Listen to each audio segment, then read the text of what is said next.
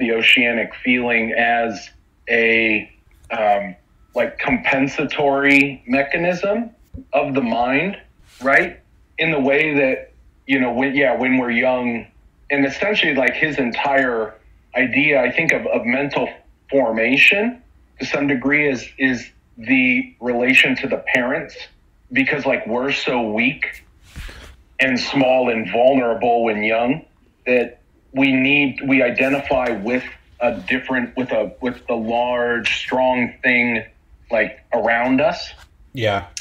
Yeah, he was comparing the need for a god or religion to the need for a strong father figure. Yeah. How do you guys feel like that oceanic feeling fits in later on when he's talking about like the Eros and the death drive? Like, I feel like that's not really present later on, because you kind of think about how he describes people's like mental state in relation to society, and it's, you kind of have like a life or love drive and you have a death drive, but not really like an oceanic feeling. I feel like that kind of appears here and then disappears later. Oh yeah, he throws that out. The second chapter doesn't isn't talking about, like, he starts talking about civilization in part 3 and like continues that theme for pretty much the entire time. I felt like the second part was also like more of an independent section, but at least bridged into like the study of human happiness, where I kind of agree with you, Michael. Like the first essay kind of felt like a one-off type thing. What do you guys make of writing in this style? It's kind of like not really an argument that he uses later, and it's not really like verifiable, but it makes sense, and then he doesn't really come back to it. I don't know. I guess there's. Sorry. Yeah, I don't know. I started to feel like maybe this is what all 19th century philosophy was, because it reminded me of the same way that Nietzsche like kind of goes on about stuff that's not really central to his thesis, just for the sake of going on about it, or because he like thinks it's an interesting idea. Is this what the analytical continental division is? I still don't fully understand that. Neither do I. Nathan, do you know? To be honest, I don't care. I don't care about it. Yeah, I just go. Oh no, I was just trying to understand what it is, but I mean, yeah, I do think that Nietzsche's a lot like that. Nathan, I guess one thing I'll say, my impression was he kind of brought it up to like address God like psychologically, and he essentially just he found enough reason to leave God aside and to no longer worry about addressing God or the feeling of God like for the rest of the book. That seemed to be one, like, and I think maybe this was more relevant to like his contemporaries, when like people were more, at least identified themselves with being some still like Christians or whatever. Yeah. You kind of have to shut it down early. Well, because he's trying to essentially put in what he thinks is more important, more essential to humans and how we are the way we are and why we have developed civilization, and then how civilization develops us. Mm-hmm. Yeah, and religion can't really be part of that equation. Well, no, it is part of that equation, but it has nothing to do with God. There's a lot about religion in like religious organizations, I'd say, in the book, but he sees no reason to think about whether or not they're legitimate in relative to God. That the organization of humans and human mind is an entirely biological, evolutionary thing. And there's no reason to, have a divine creator that made it the way it is. Right. Yeah, I wish I knew a little bit better about what the field of psychology was like at the time he was writing. Like, I kind of think of him more as like a philosopher of mind. And yeah, like when I think about him as like a philosopher, it's a little easier to read what he's saying because, then you don't have to be scientifically accurate as opposed to like a psychologist. There is some science implied, but well, Mike, from what I got from like, I started reading Dreams before the library kicked me off it, and I haven't gotten it back. But so like people, like one of the reasons that like Dreams became a thing, or I think psychoanalysis became like a valid considered like a valid method was like someone came to him or a contemporary, or actually I think it was him, and I think it was one way he gained notoriety was that he was able to help a woman who like couldn't move her leg or her arms or her hands. Is this Dora? There was some. Say that again. Is this Dora? Could be. I don't remember the specifics. I should have written them down. But yeah, anyways. But yeah. So essentially, I mean, people present in life with issues that there's no direct like physiological reason, you know. And so I think the psychoanalysis, or not psychoanalysis, psychology or the study of mind, arose to like deal with, and it's like I think it originated in medicine. I think that's the main thing. Like Freud himself was considered like a medical doctor, right? Right. Yeah. Because the point of his philosophy is to help people. It's almost like engineering, you know, in the sense that he's not. I guess this book is more philosophy of mind, in trying to like paint a broad picture of, you know, what he sees going on in the world. But just in terms of like psychoanalysis as a practice, you know, to help people, I think he was coming out of a medical tradition, you know, where a patient comes to you and they have a problem. And then it's your duty as the doctor to help them, you know, fix their problem. Yeah, so that's a good point. I mean, maybe philosopher is not even the most apt term. Maybe doctor. Because there were, there were psychologists, right? Like, I mean, I think like a utilitarian in Nietzsche's terms would be a psychologist. And there was also William James. Yeah. I'm not sure how different he was from Freud. Seems like pretty different.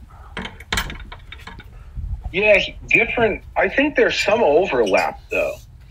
I mean, I think you'd have to go back into the text of that time. That would be a major project. We might, if we were interested more in psychology, we might want to look for a book that kind of, summarizes some of the movements and thinking and like origins of psychology. Yeah. Or psychiatry, maybe, would be the more correct. Yeah, I mean, yeah, I actually picked up a copy of Eros and Civilization. It took like a week to get it off Amazon, but anyway, do you guys want to move on to chapter 2? Is that the Marcuse one you guys wanted to read after this? I would be into that, but we could definitely. I'm open to anything. Oh, were you not feeling that? I'm into it. Yeah, I might do audiobook actually. Oh, sorry. No, I meant Ed. I don't listen. I only read like half of the book every time, so I feel like I don't get a single on this. I'll read anything you get in front of me. Yeah, it's actually hard to find. There's no official audiobook for, or no like Audible. Audible's not pushing any audiobook for Marcuse, but I did find like a fan reading on YouTube. Come. Those are always good. Pancake, come. You get the guy coughing and everything. God damn. Yeah, I was actually thinking about doing some for books that I wish there were audiobooks for. That'd be cool. Just need to get some. Let's go. Oh, sorry. No, it's fine. Sorry, I feel like there's like a 3-second lag between every time you guys talk, so I talk over you guys all the time. I apologize. Oh, no, do it. Otherwise, you know, I may just keep talking. That's one of the problems with the internet calls or any of these voice chats. It doesn't have that direct. I can't see your body language of you wanting to like insert. You know what I mean? Yeah. Freezing. Yeah. We would get if we were across from each other in a real conversation. Michael's typing brackets. Oh, sorry. I was wiping some water off my screen. I had typing brackets. But yeah, he just chatted a couple brackets at us. I don't know what that means. Oh, sorry. I don't know either. Bad. We can move on to what was that? That was the one about happiness. That one, that was probably my favorite one. I don't. Can you remind me? I mean, I just read it, but I kind of put it all together. I don't have the same like chapter cutoff way. Oh, yeah. Yeah. So let's see. I'm actually going to the summary here. So basically, what I remember is that he was talking about that the essential, like, humans look for a purpose in life. He talks a couple different ways that you can find a purpose, but says that you're probably not going to find one. But that really, like, the purpose of human life is that humans are trying to find happiness. And I think he talks about two different ways you can do that, which is you can try to maximize pleasure or minimize pain. He talks about some of the asymmetries between pleasure and pain. One of the more interesting ones he mentioned was that, like, acts aren't, like, pleasurable in themselves. It's that we build up kind of expectations or needs for things. I guess like, in my mind, I'm thinking of somebody like that wants a cigarette. Will feel like the need for a cigarette and then get that nicotine burst and, like, feel like intense pleasure.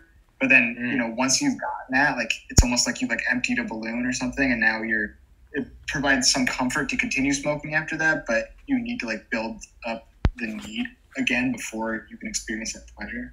And then he goes through a bunch of different ways of finding pleasure, and he talks about or not finding pleasure, but, like, dealing with this, like, pleasure and pain dichotomy. Talks about, like, Eastern meditations. He says yoga, but I think he's referring generally to, like, Buddhism. Well, it's like the ascetic practices of, like, Indian holy men. Yeah. Right? But he says that another interesting thing, he was saying that, and then the interesting thing about that was, like, that's, like, tempering your needs so that you don't, like, feel those needs anymore. But he says that when you do that, like, the pleasure you get from meeting needs, like eating, becomes much lower. So there's, like, this wild animal kind of need. Like, he kind of talks about, like, sexual taboos, or, like, let's say, like, voyeurism or something like that, where you have this animal need, and when you meet that, it's met with incredible pleasure. But then when you temper that and you're kind of, like, reel that in, then you're also reeling your capacity for pleasure in. I don't know. Yeah, go ahead. Oh, I guess I maybe don't remember that as well, because I think that's something I disagree maybe the most with him. Because, like, I actually think about it entirely the opposite way. Like, the more you well, let me put it this way. Like, I've done a good bit of fasting in my life. Like, I've done, like, Ramadan style fast. I've done, like, a week just water. Wow. Like, I've tried different sorts of fasting, but, like, one thing you really when you fast, you smell everything so much more richly. Like the world just acquires an entirely different, like, character. Like, in a certain, it's just like the way that hunger, that saying, hunger's the greatest spice. Yeah. Or, like, in the Victorian period, in a certain sense, I mean, there's the, like, repression of sexuality. In a certain sense, it makes, like, all the most, like, just a glance or whatever, so incredibly sexual and, like, passionate, something that would have just been like, oh, they're just looking at me or whatever. Like, someone was talking about, say that? No, I agree with you, and I don't know if that's necessarily in conflict with what he was saying. I guess, like, the tempering one's, like, desires, in the sense that he's saying, is, like, let's say instead of fasting you ate 3 square meals a day, never felt, like, intense hunger, then you never get that intense pleasure. And then you're talking about, like, you have these, like, deep, like, animal desires for pleasure, and then as they're, like, met, even in the slightest way, by smelling food, you're getting a much more intense pleasure from that sensation. Or they're just a heightening sensation, I guess. It's maybe not pleasurable, but go, Mike. Oh, I was just listening. Is Michael on? Yep. Oh, he might have cut off. No, I'm here. Maybe that's what the brackets were for. Yeah. and Brett. Oh, I accidentally. Oh, he was on mute for a second. Yeah, I guess I He's back. muted myself. Sorry about that. I was listening though. What did you think of the character? Yeah, I mean, it's kind of depressing. It's like you can't really get away from the causes of your suffering. Like, even, it's internal. I just feel like what he describes is really, like, just so ubiquitous to our experience. It's kind of like swallowing the pill of Nietzsche, where, like, you just have to accept that, like, we are, these problematic people that he's describing. And then with Freud, we operate in the exact same way. To me, it's like you said, you disagree with stuff. For me, it just seems like I'm almost completely in line with what he says. I think he takes it a little too far sometimes. Like, I don't really buy, like, castration anxiety or the Oedipal complex or stuff like that. But, like, I would say, like, 75-80% of what he says, it makes perfect sense to me. Mike, I think I might have used a different book than you, or a different version, because they didn't mention, or I didn't really get anywhere they didn't really talk about, like, castration anxiety. Yeah. He doesn't talk about it. Or maybe they talked about it, but just in plainer English. No, I don't think it's covered in this book. But he did talk about the Oedipal complex at the end, kind of like how society is formed by, like, brothers who've banded together to kill, like, the cruel father. And I think that's a little... Yeah, I didn't quite that goes a that. little far, yeah. Yeah, well, I guess he didn't seem to be, like... The only, like, incestuous thing that I remember him mentioning was from, like, the perspective of, like, pleasure-seeking, like, how like, sad a thing incest is. But that it was, like, because it's, like, here you have the potential for sexual gratification, like, right next to you, but you can't, like, fulfill it. Right.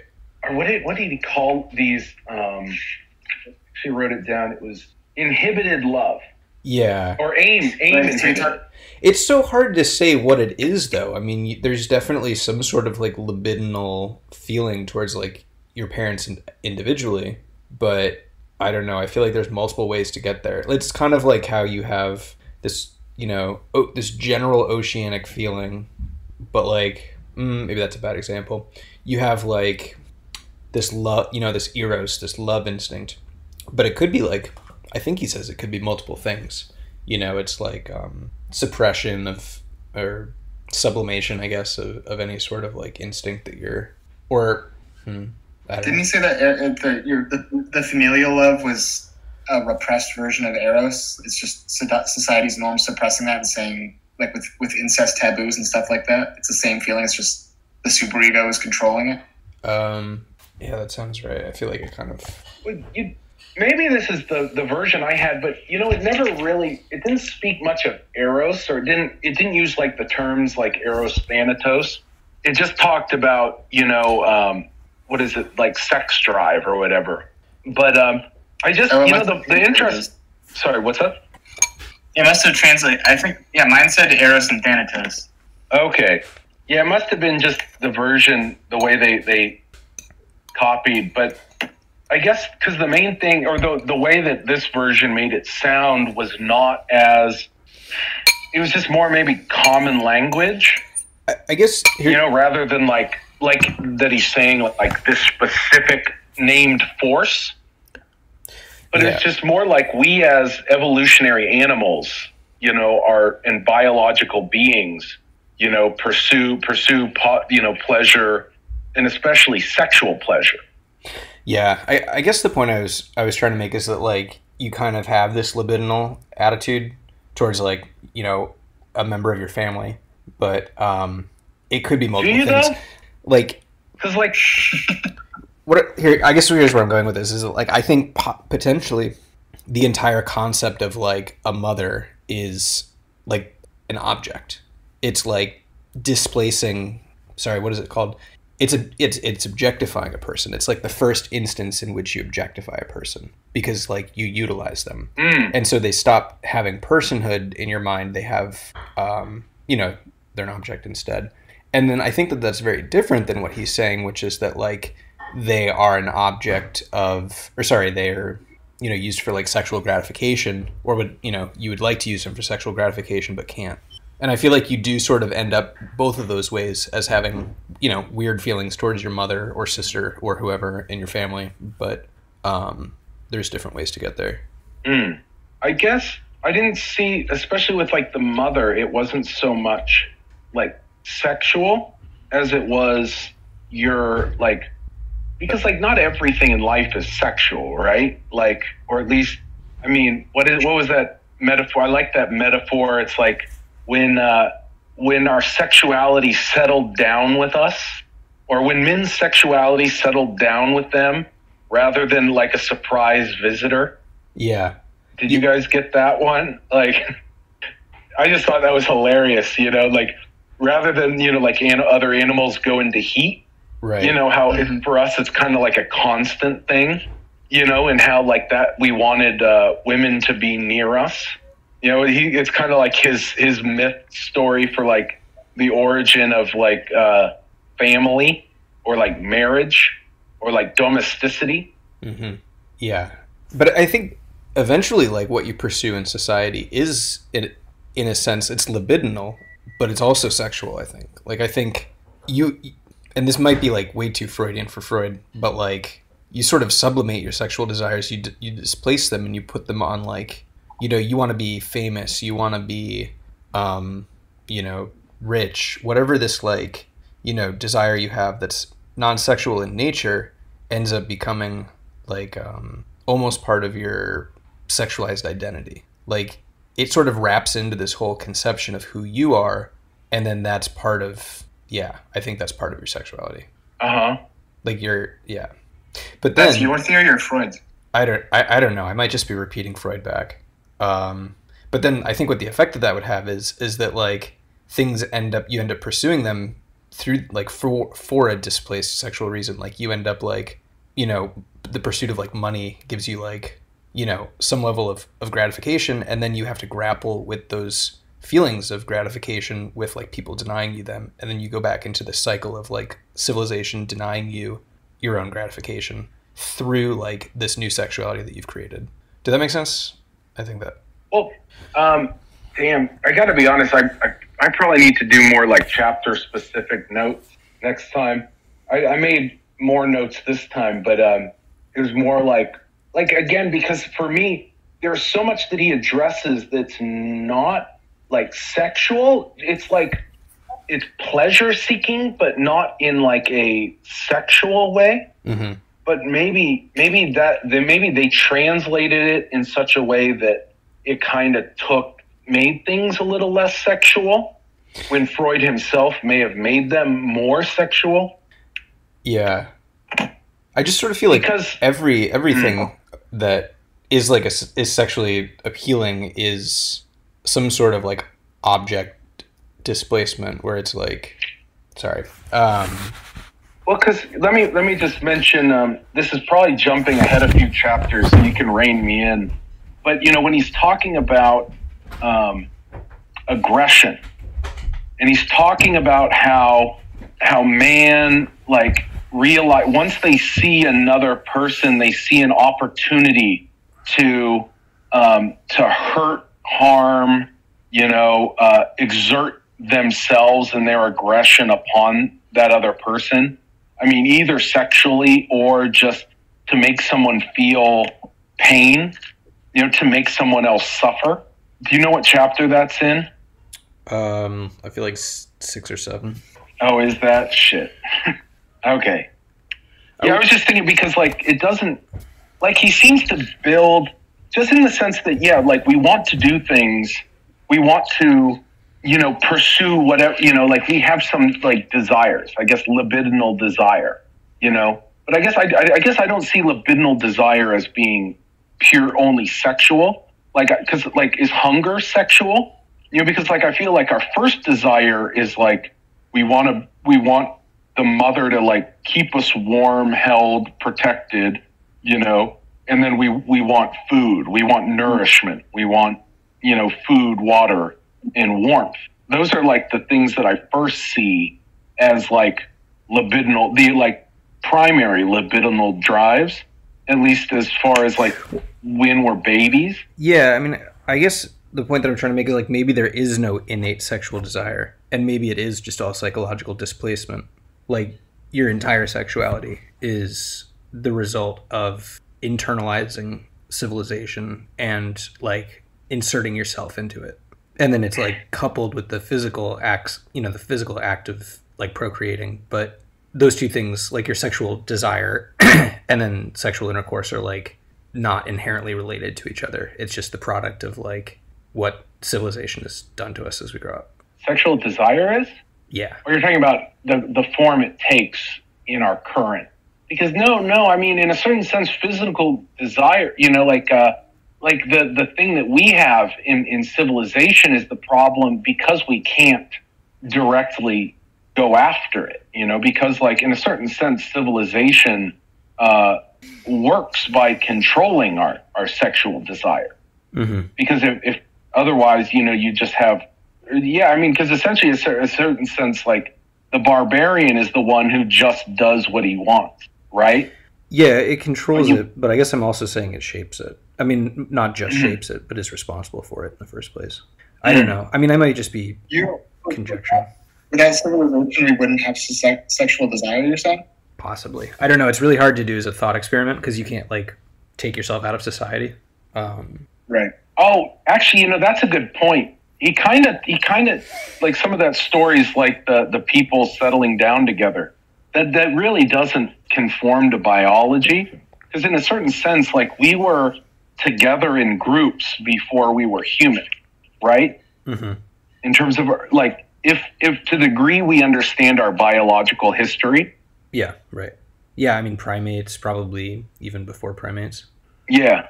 Freud must have known that too, right? At that point. I mean, did he talk about primate behavior being different? I know he talked about like termites and stuff, but I guess I missed him saying that this was like a uniquely human thing. Well, he said that that's the first block of civilization. I don't think like the first block of civilization is the family unit, but I don't think he specifically said that it started in humans. Like there are civilizations of like lesser order in other animals, I guess. Right. Actually, a really interesting book is Jane Goodall. She has this book on like chimpanzee society, and goes into like their. Yes, Sarah Lamella has that still. Oh. I think she forgot to return it before you left. Oh, is that my copy? No, she has something else, I think. Yeah. I'm pretty sure she has a copy of a Jane Goodall book from you. That's okay. I'll just get a new one. But correct me if I'm wrong, but did Jane Goodall ever confront the violence in chimpanzees? I mean, yeah, in this book it's covered. It's pretty bleak. You don't want to be a chimpanzee. Yeah, definitely not. Yeah, I always recall her being kind of like, it was all very much like, oh, the chimps are like it was almost kind of noble savage. But I guess that if she's talking about like chimp aggression and, then it's probably worth checking out. Yeah, what I learned is that when the female goes into heat, all the men go in order of dominance. Yeah. It's crazy. Well, that's the entire, and that's what dominance refers to, right? Like sexual hierarchy in terms of like male or female hierarchy is who goes first in mating order. I mean, I can see it. Well, I mean, not in the sense that like, oh, we just observed it neutral, or not like as a neutral observation, but more as like oh no, that is what we mean by the term like dominance. And like, because like in the sense of in the evolutionary framework, you don't look at like the chimp who's like up giving speeches or whatever. You look at like the chimp who's like mating first, or like has priority towards like the female, which I mean usually ends up being like the most successful in like violent confrontations. Right. But I mean, I just thought it was like not, oh, who's the most violent? Oh, look at, they're the dominant ones. Oh, look at, they also get the females. It's like the other way. It's like, that's my understanding, at least. Yeah. I mean, I wonder if you even have to say that like if chimpanzees, or basically if there's evidence that our ancestors would have thought this way, at a certain point back in the evolutionary tree, then like it's probably still like in our, you know, primitive brain somewhere. And like we extend it, but we don't have something like completely different. Like it would have to have grown from that state of mental being. And like what chimps don't have is a family unit. Like the baby chimps that are born, it's, you know, it's unknown who the father is, and so they're just all raised in a group. Well, you have the mother. Yeah, you have the mother. Right. Like the mother knows who her kid is. Yeah, sorry, but like they're just okay, you're right. So that is a family unit, but there's like, do you remember there was a story I heard about I think Diane Fossey was the one studying gorillas, and like she never observed like violence like within a gorilla pack or whatever. But eventually like they found like a young gorilla, like a baby, had disappeared, and she realized that, or someone realized that like the dominant female had eaten the child of the less dominant. Had eaten it? Yeah. Jesus Christ. Had eaten like a female's child lower down on the hierarchy. Wow. And it was like one of the first, like scientifically or like observed examples of like gorilla like violence or like internal violence, I guess. Yeah, maybe they have some amount of cannibals the way that we do. It's just a fixed percentage. Well, because chimps aren't generally cannibals, I don't think. Well, yeah, I don't know, but I mean, we're not like, oh, this one you just like it has like the cannibal gene or whatever, right? I have no idea what causes cannibalism. I mean, I just figured. Do we have that many as humans? Do we have that many cannibals as humans, Michael? I mean, we have a few here and there. Ed Gein, Ted Bundy. I don't know. Okay. Hey, maybe. Well, like, but what do you guys consider? Like, do you not consider people who like murderers? You don't think of them in the same category as cannibal? No. I like think someone within the same tribe who, you know, like kills someone, or like say like serial killers, like people who just like kill other people for like the fun of it, or I thought you just meant that's people who have murdered. Serial killers, I don't know. I mean, there's probably still some variation within serial killers. They're not all cannibals, but I mean, yeah, you have to be pretty sick to be either. No, see, I'm not saying like I'm not saying they eat people. What I'm saying is it really that far in terms of like if you were looking from outside our species, is it really that far a jump from those who kill others within their tribe to those who kill and then eat? I think like as a matter of like objectively no, but the way that we perceive it, yeah, there's a big difference. Oh yeah. There's a huge difference in our perception. I just think objectively they're not that far. That was the only point I was trying to. Yeah. I guess to wrap it around to Freud, that would be kind of like just like the pure Thanatos, like aggression, doing whatever you want that society is supposed to restrain, is like this Thanatos behavior of complete freedom and complete ability to act in your aggression. But don't you think that society must have been responsible for the desire to kill people? Like, I feel like that's not a normal desire. He says that it is. He says that that's like the primal desire in humans, is this aggressive desire. It takes precedence over eros. I think it's a little different. One sec. Isn't the aggressive desire part of? Well, here's the main thing, I guess.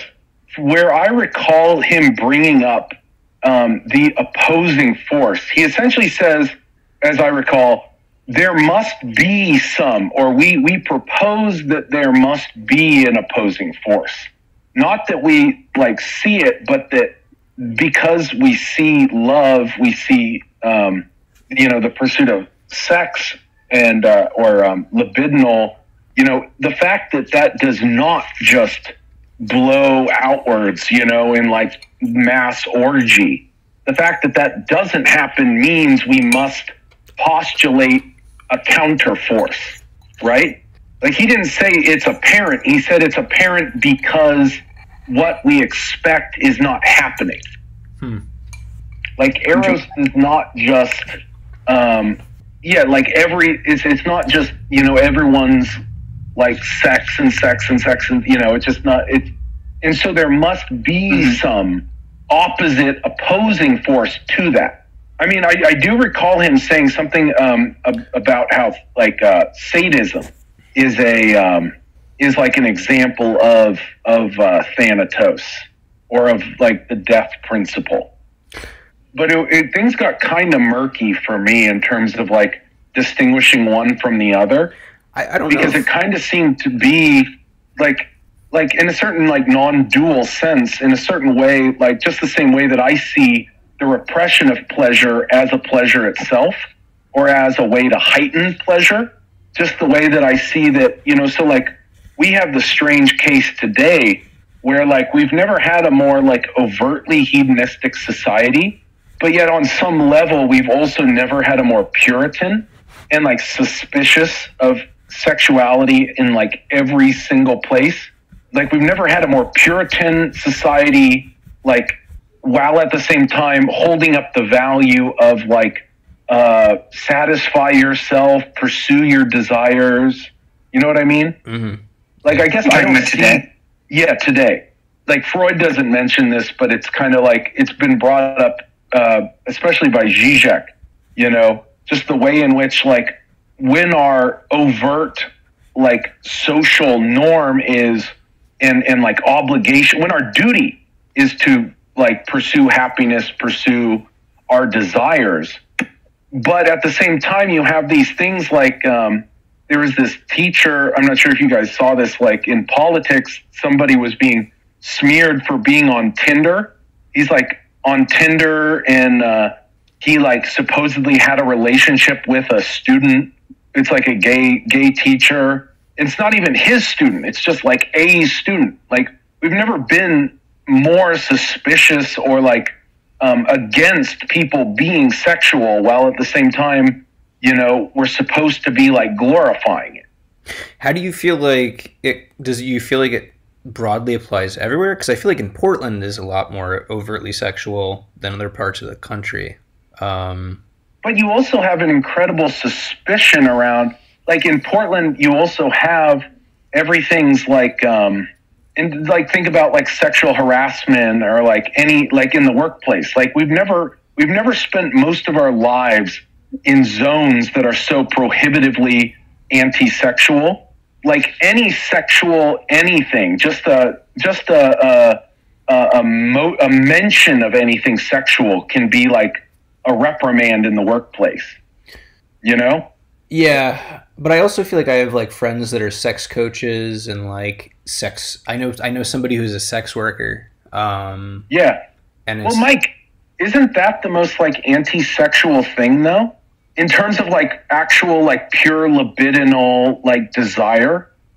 Well, like yeah. Think about it this way. You see like this is another Zizek example. I guess he saw an article in like one of those Horizons or like the Airplane magazines. It's like talking about how sex is good for your health. The more sex you have, you'll lose weight. Stay in shape.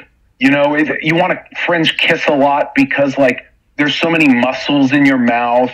Like there's nothing less sexual than that, like sex for some reason, sex as like utility. Yeah. But I don't know. I feel like you're assuming that sex has to have an emotional component. Like these people that do detached sex work. To me, that is sexual because it involves the act of sex. And if they don't have an emotional component to it, I'd say that's not like a natural state. Like, that is what civilization has imparted on us. So it's kind of hard for me to say that people who like have emotional sex over people that have like, sex for business, that one is more sexual than the other. But Mike, isn't the essence of, in to some degree, what Freud is talking about is that there is a certain part of ourselves that essentially sex is the manifestation of libido, right? Like that we have an internal drive, we have internal, or just some force arising within us that unrestrained would lead to sex, to what we call sex, you know? And yeah, I guess we would have to, otherwise we wouldn't have it. But it's just so, I gotta be honest, the whole like sex coaching, like that's just so horrific to me on some level. Why? You know, like, oh, you know, or you see people in the gym doing doing reps of like getting their muscles and or sorry, this was kind of a funny one, like a guy like doing like a humping motion, but like weight resisted, you know, like building up that force. Like, yeah. Isn't there just something incredibly machine-like in that? Just inherently sexual in the sense of like real, like human interaction of our full human selves. I think like, I mean, I see in, sorry, go. I think it just totally depends on each viewer. You know, it's like that might be like aesthetically unappealing or aesthetically appealing. And I think, I don't know, like I would see people doing that and it would never cross my mind that they were doing it for sex. But now that you say it, it makes a lot of sense. I've seen people doing it, and I never really put that together. Sorry, go ahead. What were you saying? No, nothing. No, I'm enjoying this conversation. I'm trying to like kind of pair or reconcile what you're saying, Nathan, with how our society is simultaneously the most sexually expressive and most repressed it's been in different ways. I think. No, go ahead.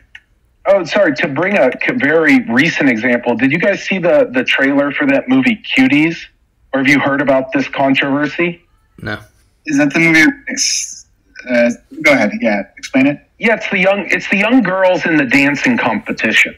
And so the thing is, like, from what I saw of the commercial, it's a very formulaic. You probably know this story.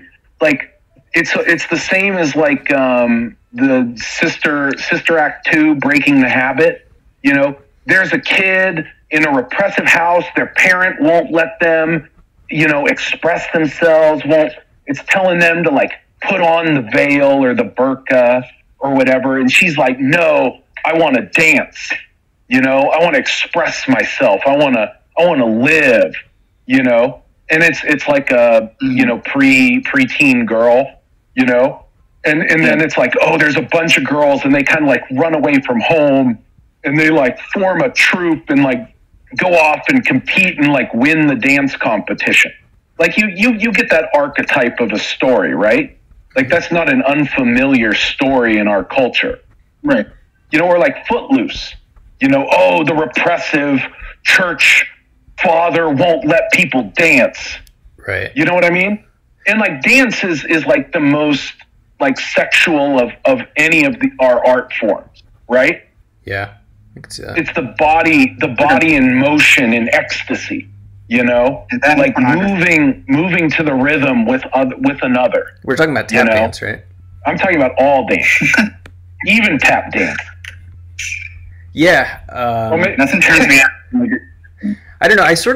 I don't know if we're more repressed. I think just like the power dynamics are changing around so that like groups that were previously, I don't know, like sexually disenfranchised are now becoming like more successful sexually because they have like identity, they have power like in their identity.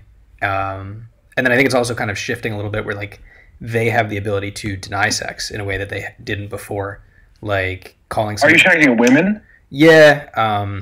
Yeah. I mean, I think it's largely, yeah, I'd say that's a fair characterization, but also kind of like, you know, queer and that angle as well. Well, I guess the thing is, it's like, I just, go.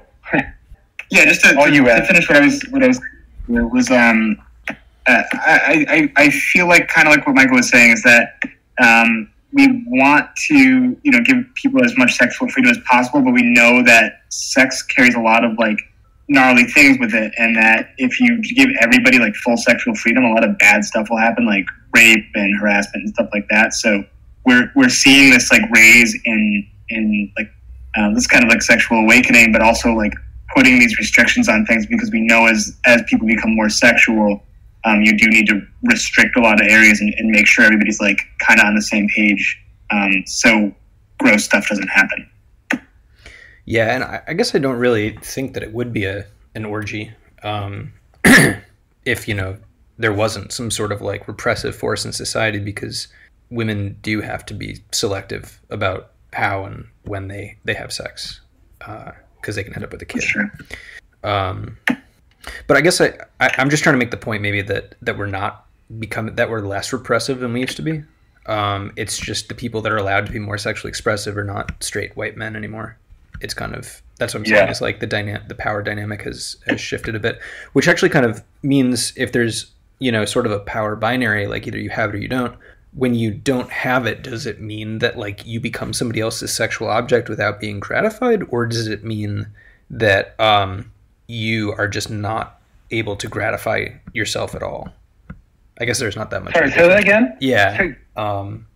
So like, let's say historically women have not had a lot of power, right, in how and when they have sex. And now that's changing and men are having less power. Or rather, the power is balancing perhaps. Does that ever mean that then men will end up, what is the effect of not having sexual power? Is it that you get used for somebody else's purposes, or is it that you're just not able to fulfill your own sexual needs?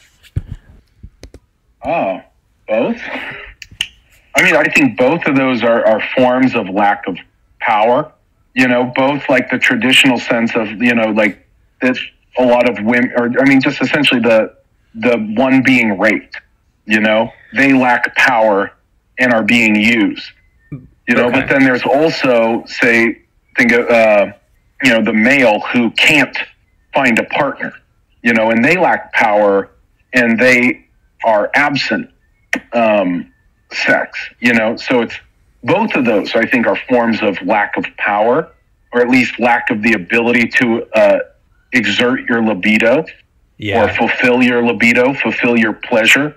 Yeah, and I guess my point is that like we are seeing more men that are unable to fulfill their own needs, but we're not seeing men that are becoming like victim to the the gratification of women, I don't think.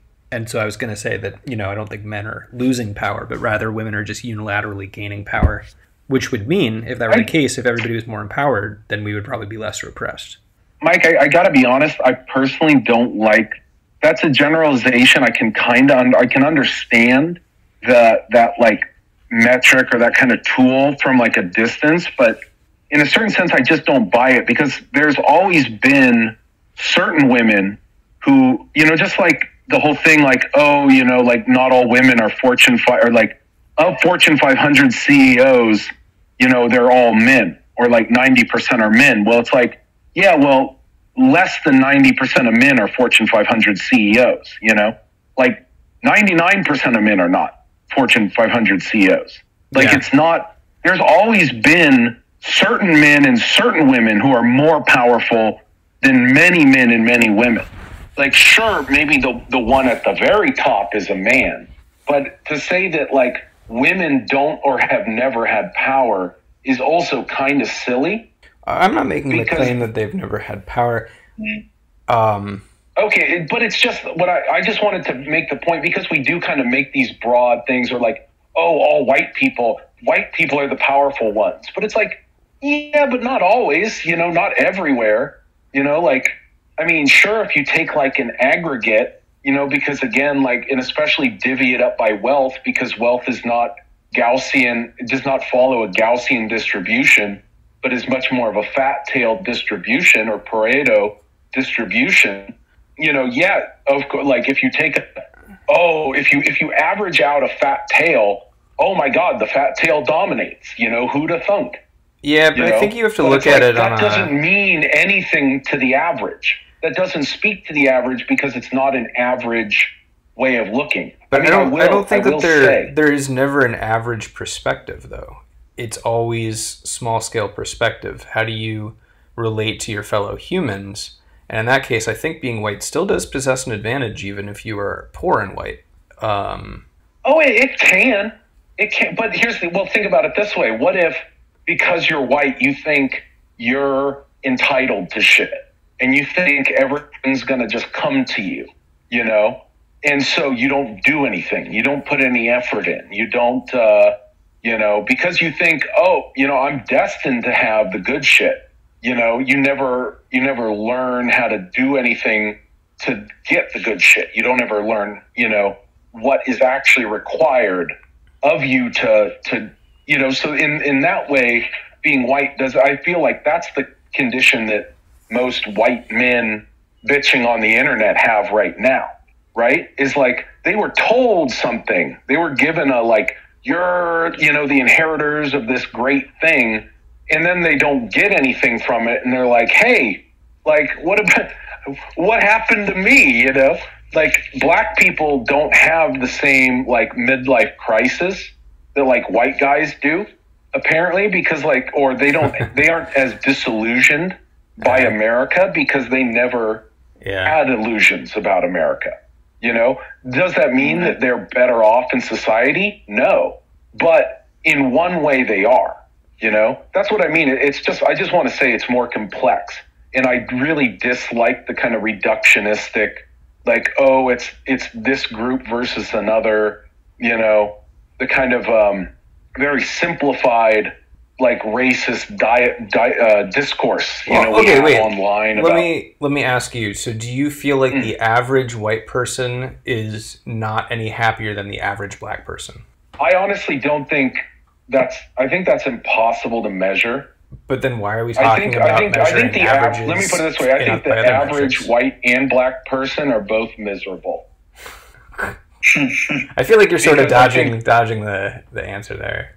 But like, no, because again, Mike, I think the issue we have in our society is that some people live incredibly well, and most people live incredibly poorly. You know, like it's hard to then, and also, but then it's like, okay, well, subjectively, do they feel better about it? God, I don't know. I really don't know. I mean, maybe I've been brainwashed, but I do think that my life is like objectively better than like. Oh, Mike, you're upper class. Your life is better. You're a property owning, you know, white man. You're like upper crust. You live better than like the entire human race before you. I think if you took a person who is black and you put them. And that's the thing. It's like, why do I have all these things? I think in large part because I'm white, because I was given a lot of opportunities. Well, and again, Mike, I do feel, Mike, I will say that I think it probably say like you did like a trading places sort of thing, and like you swapped with like a black guy. I'm not sure he'd enjoy it or feel as in it as you do. Like I'm sure he'd enjoy your money, but I'm sure like being in like white saturated Portland in the neighborhood you do, like he might not enjoy it or feel as comfortable in it as you do. Yeah.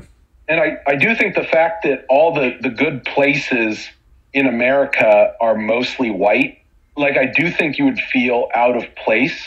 And I do think part of like there is one aspect of feeling good about your life situation is that like most of the people around you are like you, or you relate to them, you think they're of the same tribe as you.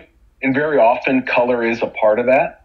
You know, so like even if you have the same like money, house, all the material things as a black person, you might not be as comfortable in it. Well, you want to be around your friend. Like if you transported a guy from somewhere else and put him in Michael's life, then yeah, he probably would have no community. But I guess I'm just thinking like, kind of to what Michael said earlier, like if the only thing you knew about somebody was race, you would expect the white person just, I know you don't want to talk about averages, but like on average to have a better chance at having a good life than the average. Then if you just knew the person was black versus the person was white, you would expect the white person to have a better chance of having a good life.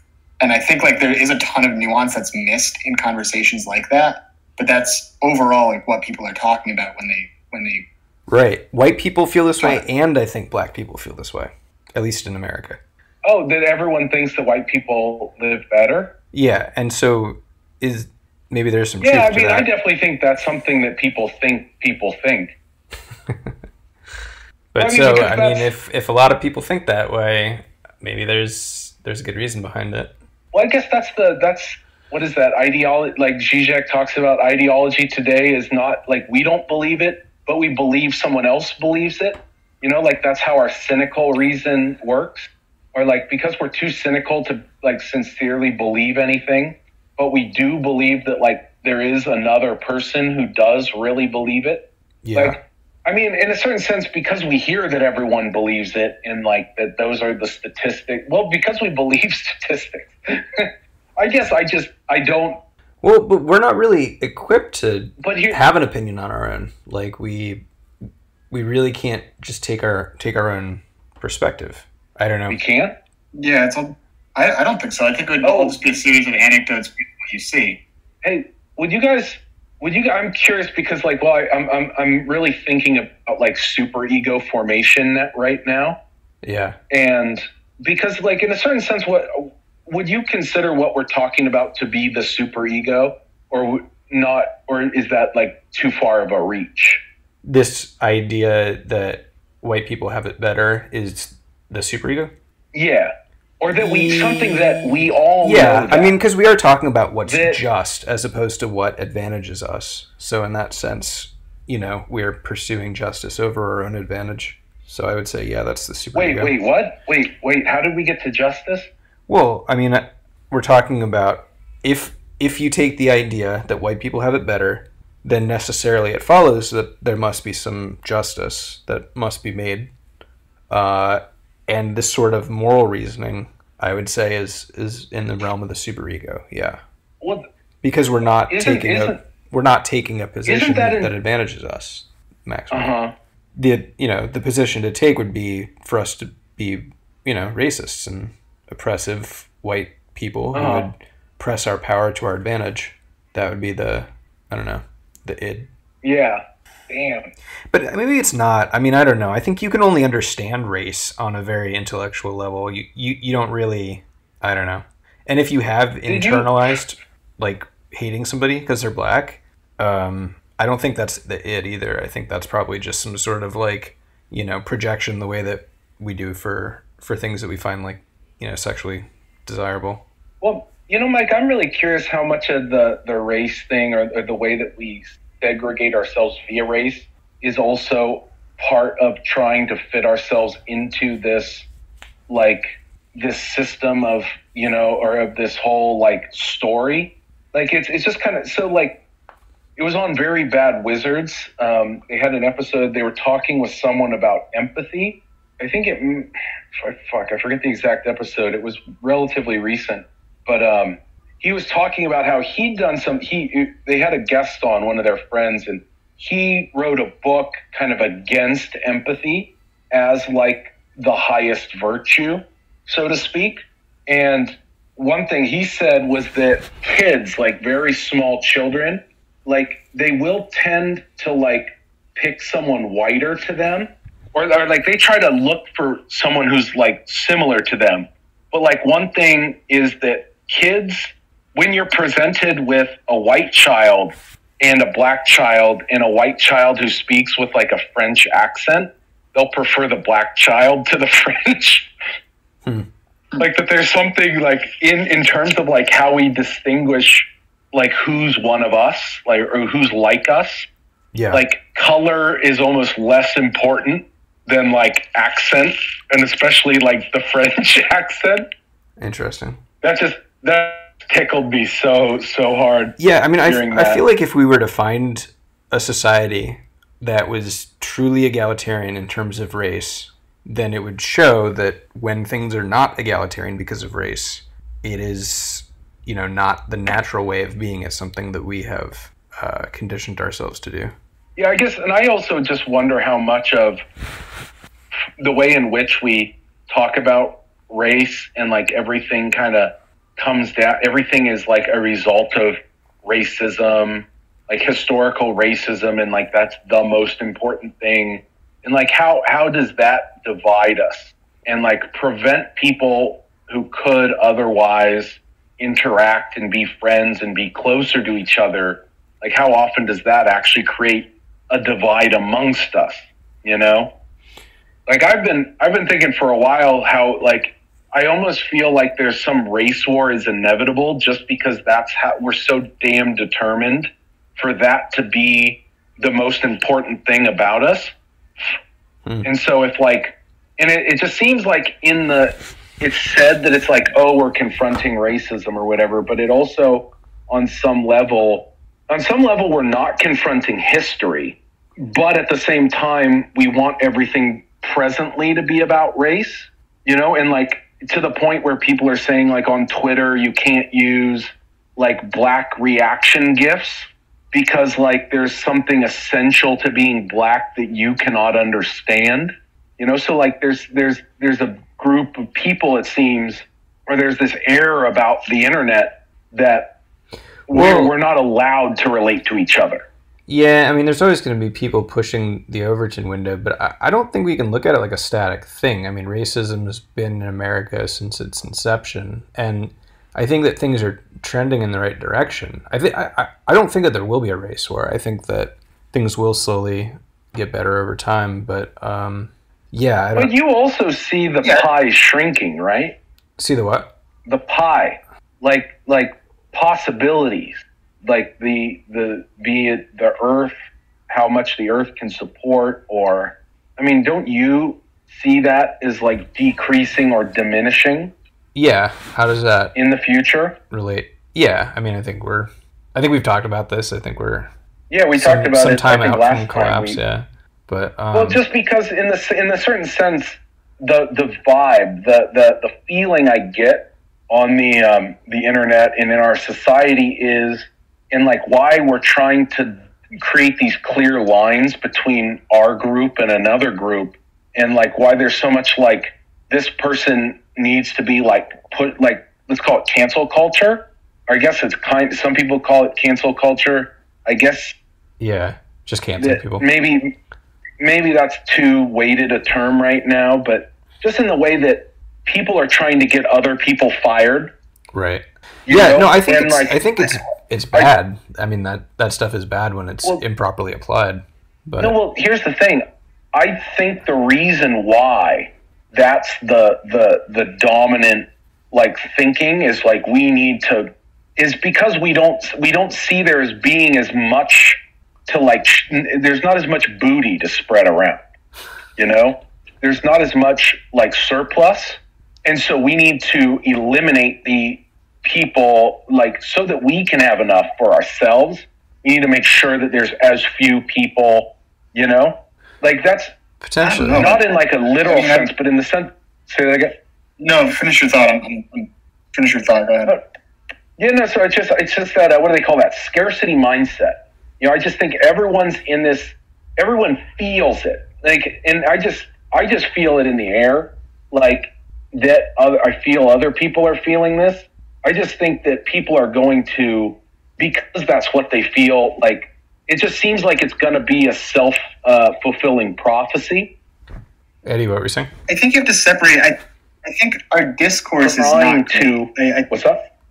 Oh, sorry. I was saying that I think our discourse, I agree with you, is not great. Like the way that we communicate through things like Twitter, Facebook, and social media is like super divisive and kind of gross. I don't agree with like kind of how we're going about certain things or how we're treating people that disagree with us. But I also don't think that necessarily invalidates like all of the concerns being raised. Like I do think, no, people having like a raw deal throughout history. It's just that, you know, some of the ways and maybe the way we see it in Twitter through with like the way things are retweeted and brought to the surface is to see the most controversial actors and the most controversial opinions. I think I do like also feel like the same way as you, just that I don't know, like this is not great the way we're communicating, and it might just get worse with how technology works once more and more people forget like what it's like to not communicate just over Twitter when we have people turning 18 now that have always had the internet.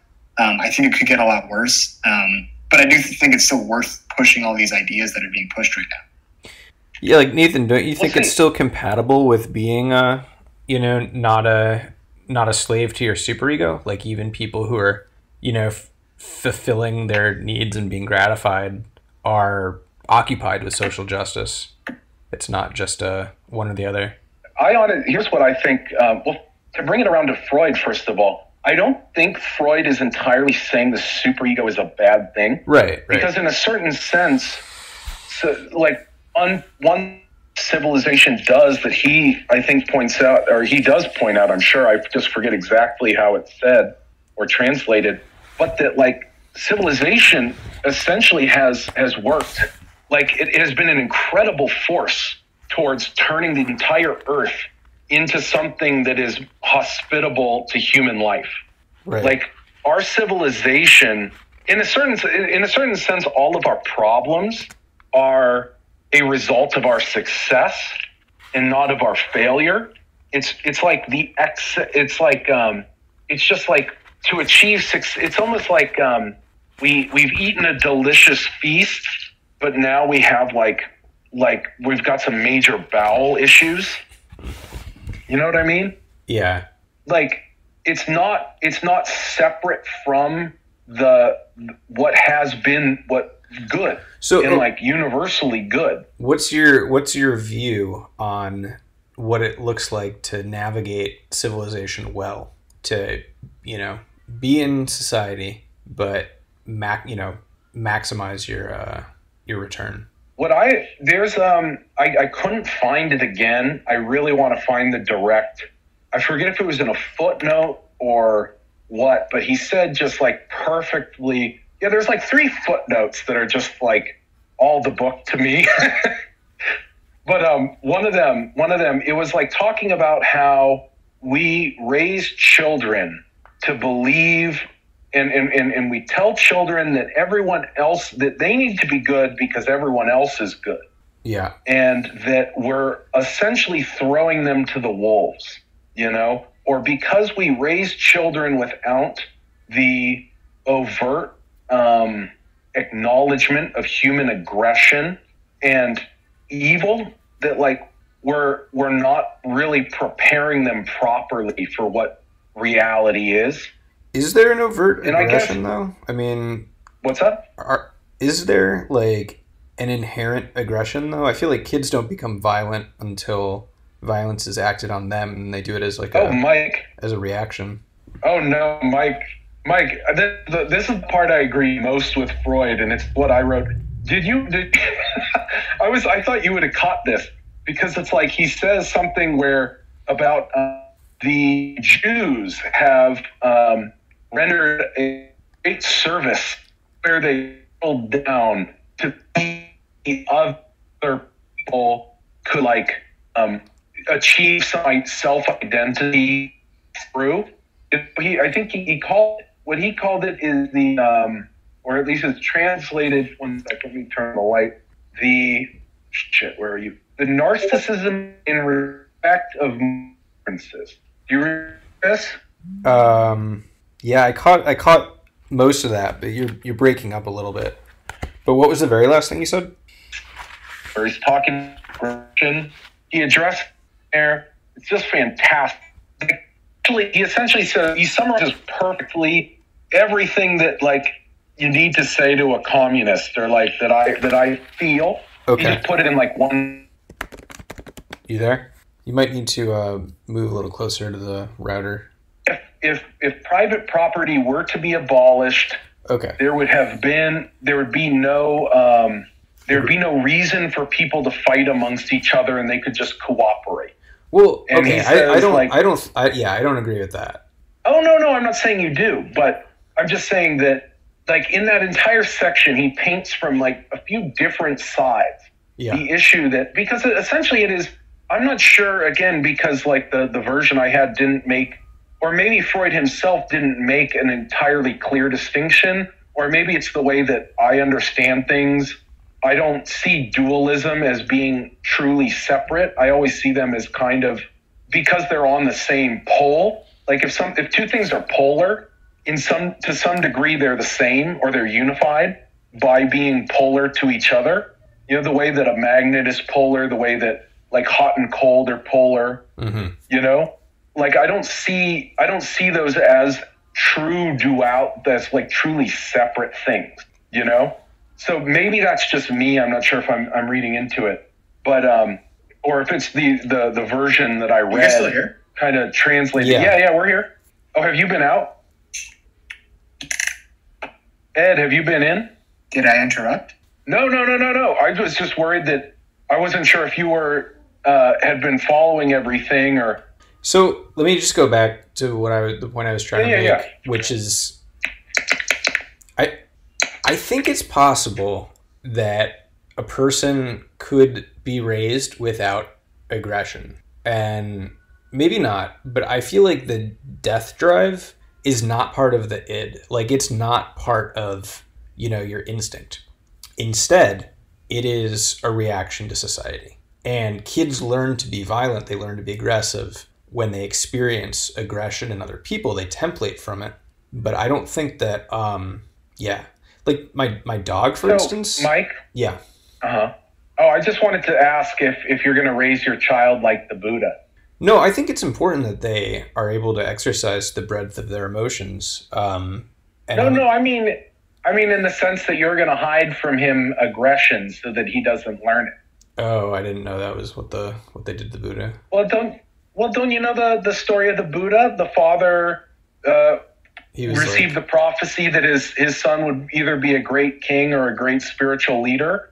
So to make sure he became a great king, he hid from him sickness, death, old age. Okay. He was constantly surrounded by pleasure, right? Good food, beautiful women, and one day, like, I guess the story is told as though like a god interfered, and a god came and like Mara came and like pulled him out and like led him outside the palace walls.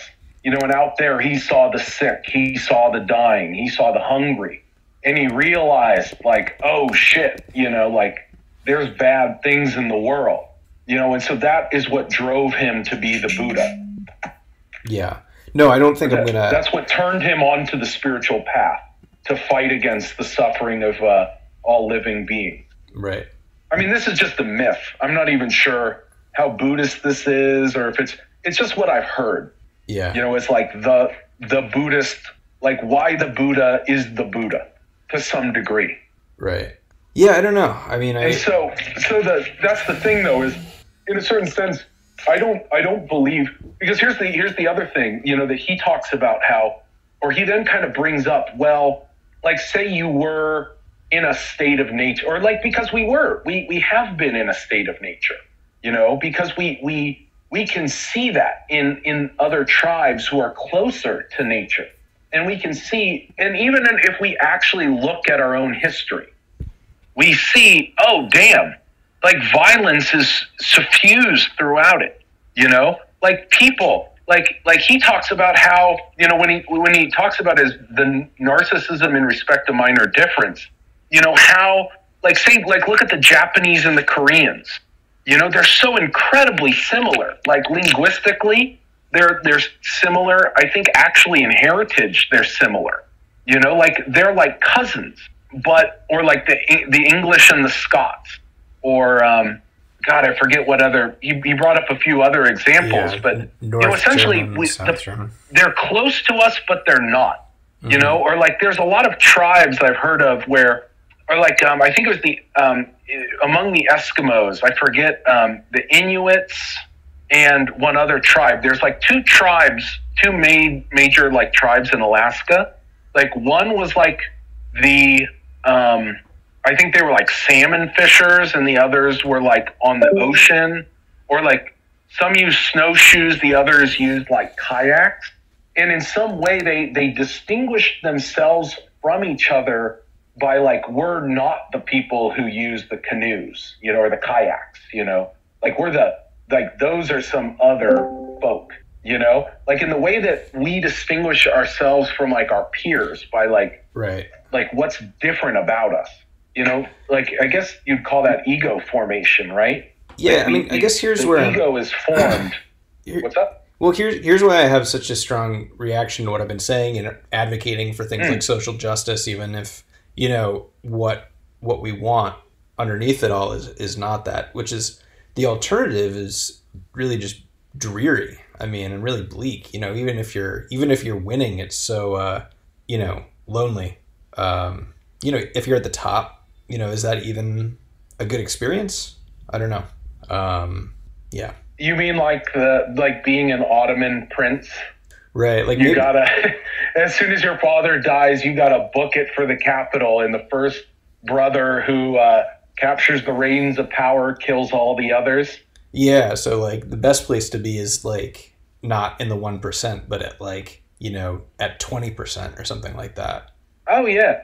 Yeah, like where you are, right? Right in the middle. Not too rich to be stressed, not too poor to have to be hassled by all the issues that entails. Yeah, I mean, yeah, they call it like the U curve, right? Like when you have like shit tons of money, you don't really have the ability. There's like so few people you can relate to. Yeah. If you have so little, it's constant stress. You're constantly. It's like every day is a fight. Right. So that's what I'm saying is like the best way to be, in my opinion, is in civilization and giving part of yourself up to civilization, but making the right sacrifices in exchange for the right rewards, like being smart about it. Yeah. But then, like the way our civilization is going, like unless we find some way to change something, it's not gonna last. So yeah, I don't know. It's almost like, what's the point? We better be prepared for that state of nature that's coming. Yeah, or that state of death. Yeah, I mean, I guess I have probably a different view than you on how things will collapse. Like, I don't think that they'll collapse along racial lines or even along really lines of what we think of as income right now. I think it's going to be like, sorry, this is going to be wildly speculative, but I think people in... Oh, no, Mike, I don't think it'll form a... I see that as one... That's not the... I'm not even sure it exactly goes that way. I think there's forces trying to push it that way. I'm not sure that's really going to be the way, though, because, like, I just mean, I don't see... God damn, sorry, my thinking's too multifaceted, or I don't know, like, that's only, like, one possibility. Mm-hmm. Like, I don't necessarily... Because, again, it's like there's rich people, like, if you look at, like, our global... Because now our civilization's global. Like, we're interconnected on a global level, right? Like, to some degree, like, we're able to not see a lot of the violence that goes on because we've just pushed it past the borders, So, like, instead of having people it's kind of an issue now. Like, so instead of having to deal with, like, the fights between capital and labor within the U.S., our capitalists just said, like, fuck it, we'll just use labor outside the U.S., we can do whatever the fuck we want to them, and you guys can't bitch and complain about it. And no one's going to vote against it, So, like, we still have the same situation. It's just, or like deforestation. Like, it was a big concern, I think, like 100 years ago, like how long America's forests are going to last. But, because like logging or like exploiting it. And so, like, but what happened was, I think through prices and various regulations, the deforestation got pushed outside the borders, So, like, it's still going on. It's just not here. We just don't see it, And so, like, right now, like, we're still a slave civilization. It's just the slavery is just not in our borders, or at least not visible within our border. But it's like, because everything is connected, you can't really draw lines at a border and say, like, America stops at the border, because it doesn't. There's just it in terms of like how our money system, how our like productive systems, how all the different like interrelations, social relations between people pass through borders. Well, land stops at the border, and military stops at the. Military does not stop. Military allegiance stops at the border. U.S. troops are loyal to the U.S. no matter where they are.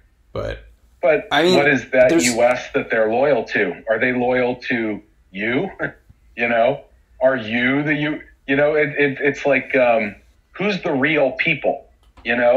Like, in like a communist country, you know, like when there'd be some rebellion, it would be like, oh, well, these aren't the real people. These are some, you know, plants or whatever.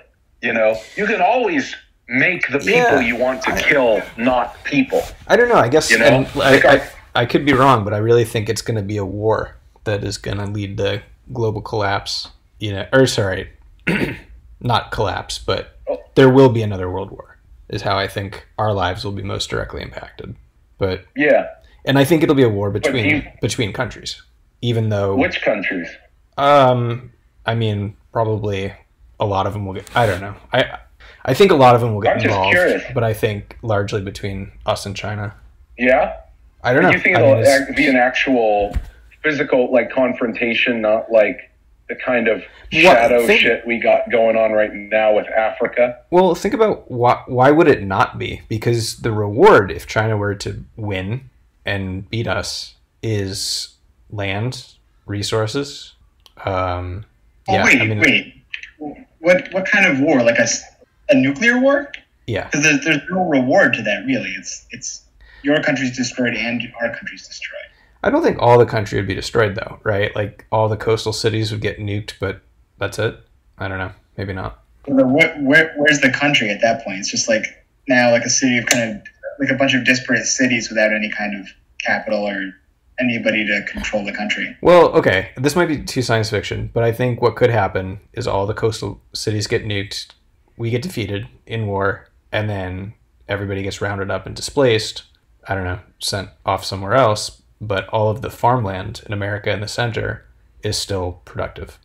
No. But I'm saying if China attacks us with nuclear weapons, they get attacked with nuclear weapons. So what they have a ton to lose from a war. That's the whole nuclear deterrence is everybody will lose.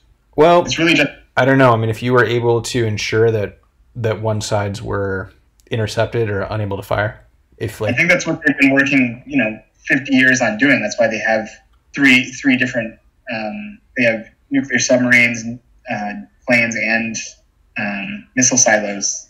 Like the whole reason nuclear deterrence works is because there's no way that if you attack with a nuke, you're going to survive. yeah.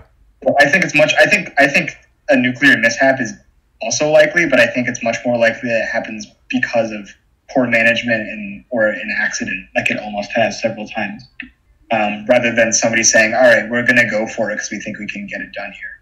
I don't know. I think, and I could be thinking about hackers too much, but I think it is possible with enough time and resources to infiltrate every missile control system that we have. I mean, if you have the right people in the right places, and if everything could be taken down or even intercepted. I mean, if there was some sort of technology that we didn't have that enabled nuclear interception, right, then you would be safe from it. Yeah.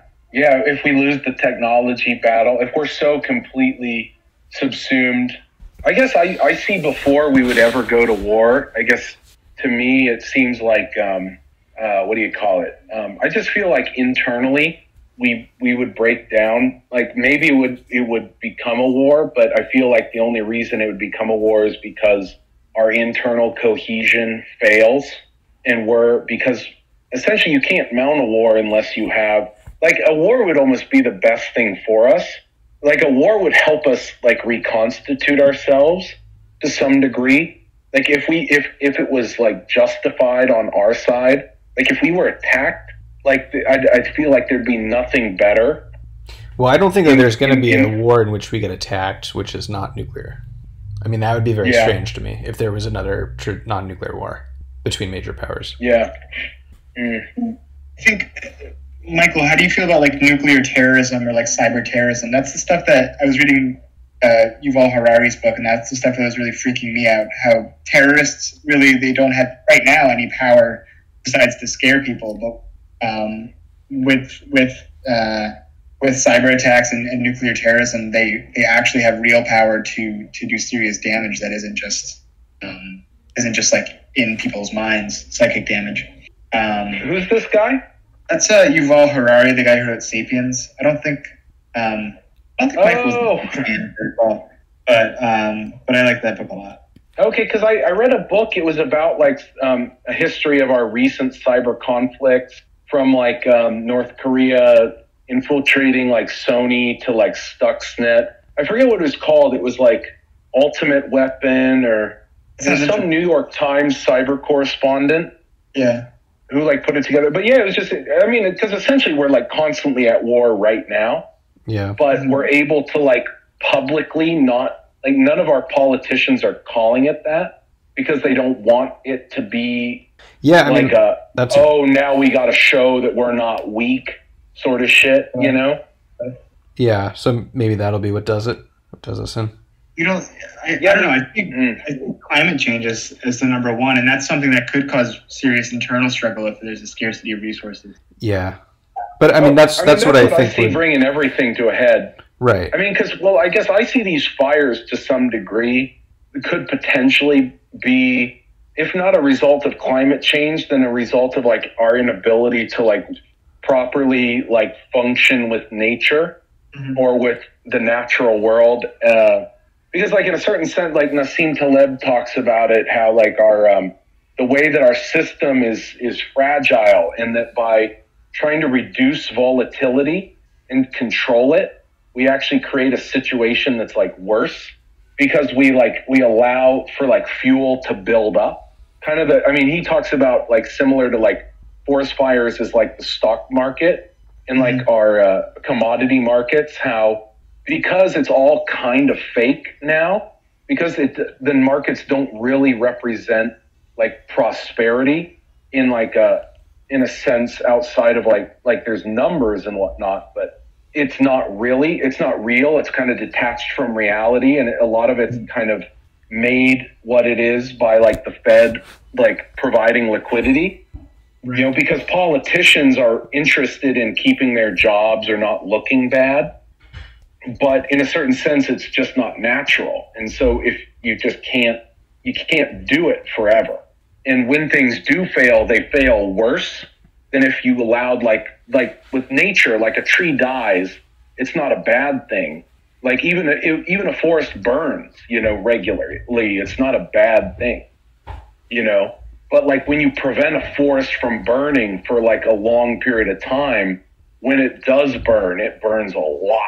You know, and it's just the reason. I just don't know. Like, is that the actual reason that we're seeing this is because of the way we've managed forestry, or to some degree?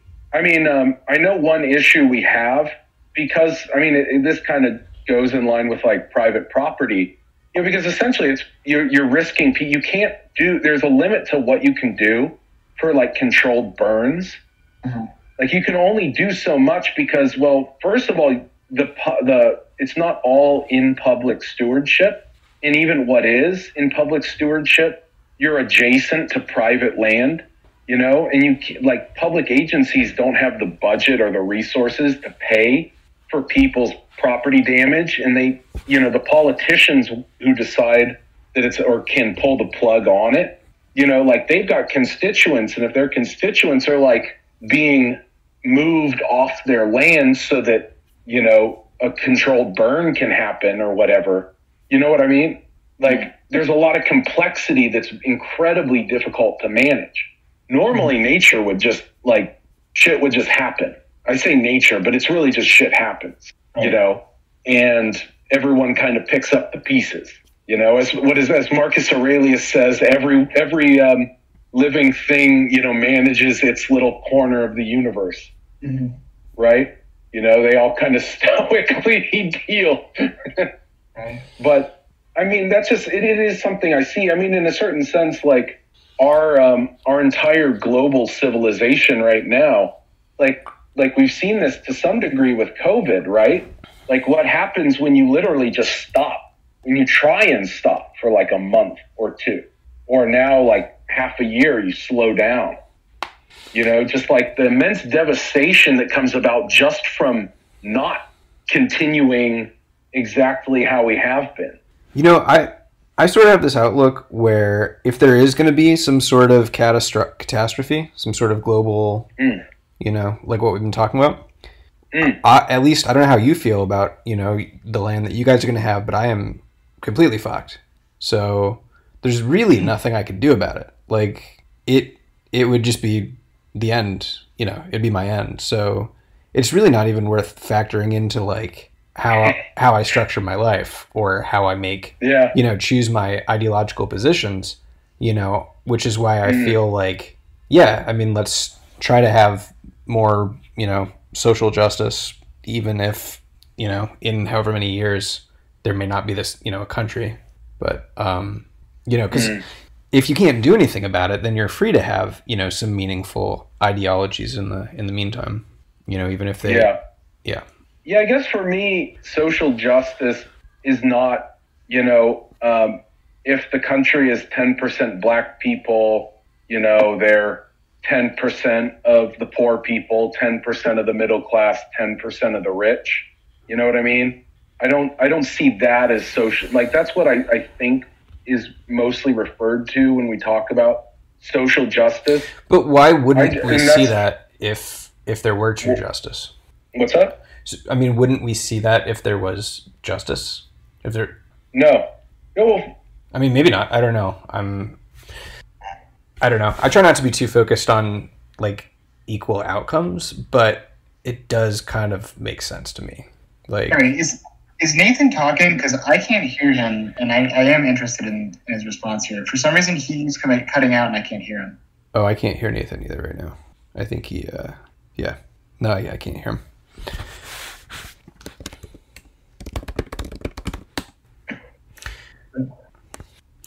I kind of had this feeling too when I read Nietzsche. That's like, if you do kind of like argue in favor of like slave morality or civilization, you know, you're kind of a sucker. But yeah, I think that's just a feeling like you got to get over.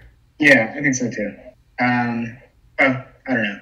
I guess I don't know, it's tough. I see the merits in his point, but it did come off as kind of gross. Like, I guess there are certain parts of it like that could be cast away. Like maybe like meekness isn't that great, but there are other parts of slave morality that make sense. Like people don't like being treated that way, so they're asking to stop being treated that way.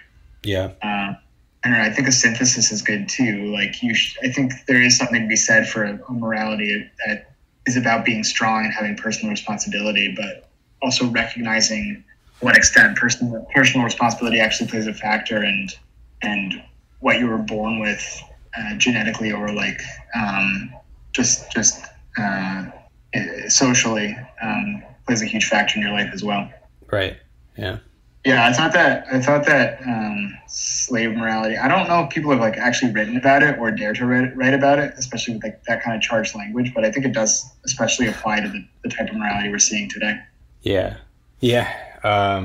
Actually, you know, what I noticed was really similar. Was they talk about cleanliness in both this and Genealogy of Morals, in Freud. Yeah, it's like chapter 4, I think, where he's talking of 3. He's talking about like just that we in civilization we expect things to be clean, and that when we learn that certain things were dirty, we're sort of shocked by it, like how King Louis the 14th stunk, or like stuff like that.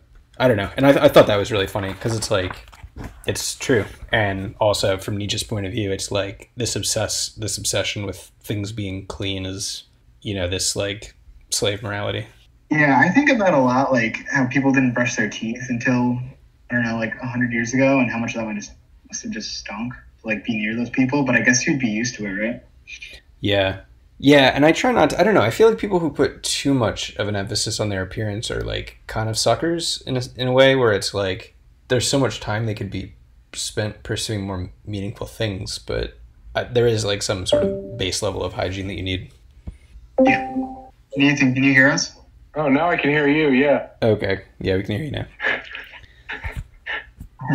Yeah, I was just thinking, damn, I was going on my rant so long, it just became, I chased everyone away. What were you saying? Oh, well, I don't know. Where did I break off? I guess my point is class is more important than color. If you benefit poor people, you'll benefit black people. You know, I mean, I think a more intelligent person on this topic than me is Adolph Reed. if you really want a more intelligent position, I'd listen to him rather than me, because he's pretty much where I get a lot from. What's up? Adolph Reed. Adolph Reed. Maybe Adolph Reed Jr. I think he's at University of Pittsburgh. He wrote Class Notes is one of his most recent books. But like he's been canceled recently for, they call him like a race reductionist. Said that he's not, he doesn't acknowledge racism. He just says everything's class. But his point is much more like, well, in effective politics, to make something happen in our political system, you need enough people. You need a large coalition. And there's just no way that black people are going to get anything good if they don't go for a large coalition. I think maybe people are preoccupied with race over class because we feel like there's always going to be class differences, but there doesn't always have to be racial differences. Yeah, I guess that's the thing. It's a lot cheaper to elevate a few black people than to elevate all of them.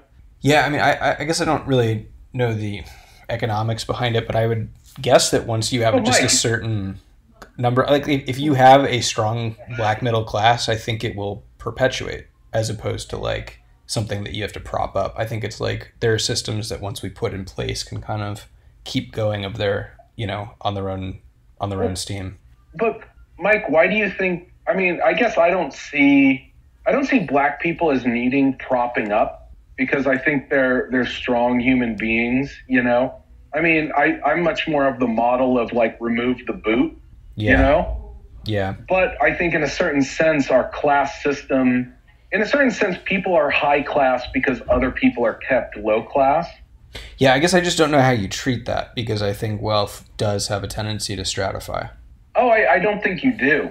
That's the thing. I to some degree, I'm at the point where I just want us to be schooled not in fantasy, but in reality. Like I think children should leave school knowing like what actually our history is, knowing like that we have to like sometimes like suck a dick, to like get ahead. That in a certain sense, money comes from working for those with money, and that it's not like, it's not the fantasy land that like, oh, you can be whatever you want, Like, I think it would be fairer if our schools were not like a prison to like waste our time and make us hate learning, but we're like an opportunity to actually learn and orient ourselves to like life in America. Like you just need what's up? No, go ahead. Finish your thought. I don't want to derail you. Oh, no, that's essentially it. You can jump in anytime. Yeah, no, I mean, I agree with that. I think that our approach to learning is not great. I think I wanted to touch on, it seems just to me that, I don't want to lose this point. Hold on, let me try to remind myself here. Take your time. Yeah. Shoot, what were you saying right before you talked about education? Class. In terms of like stratification and like the fact that we're stratified because of violent oppression to some degree. Like in a certain sense, just like people say abolish the police, but like our system, private property cannot exist without the police. Because I agree with that, and I think that's obviously on the far end of the spectrum of beliefs there. I think the big thing is just that, we have stratification of class and these different classes between races is because, we came to this country 300 years ago and brought people over here that for a few hundred years, couldn't make any money of their own. And I think that scar is always going to be there, just in a wealth disparity sense until we do something to adjust that.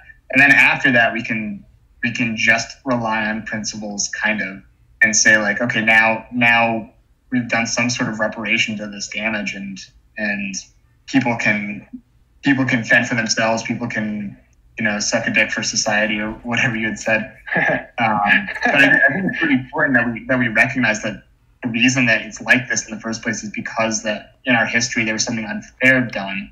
And that I'm not saying like a direct, like cash deposit reparation is the way to do it, but you have to do something to adjust for that, or else this group of people is never going to have the same opportunity. Well, or very slow. I guess I just want to. Sorry, what's up? No, I said go ahead. Well, I guess what I see is like I guess I don't buy that model of like that is like what's happening, or in the sense that how to say this? Well, in the same like why like you don't think it's right to like send black people back to Africa, or like even say once the slaves were free, it was not right to send them back, right? No. Or it's not even better for them to go back, right? Correct.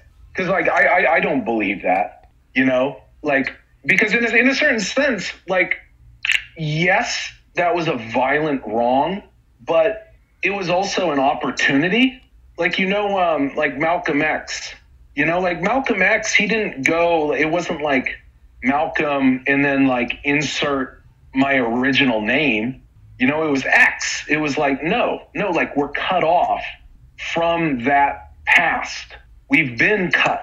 But like there's an opportunity in that too. Like I was me and Michael were talking last, was it 2 weeks ago? When like we just kind of had a little talk.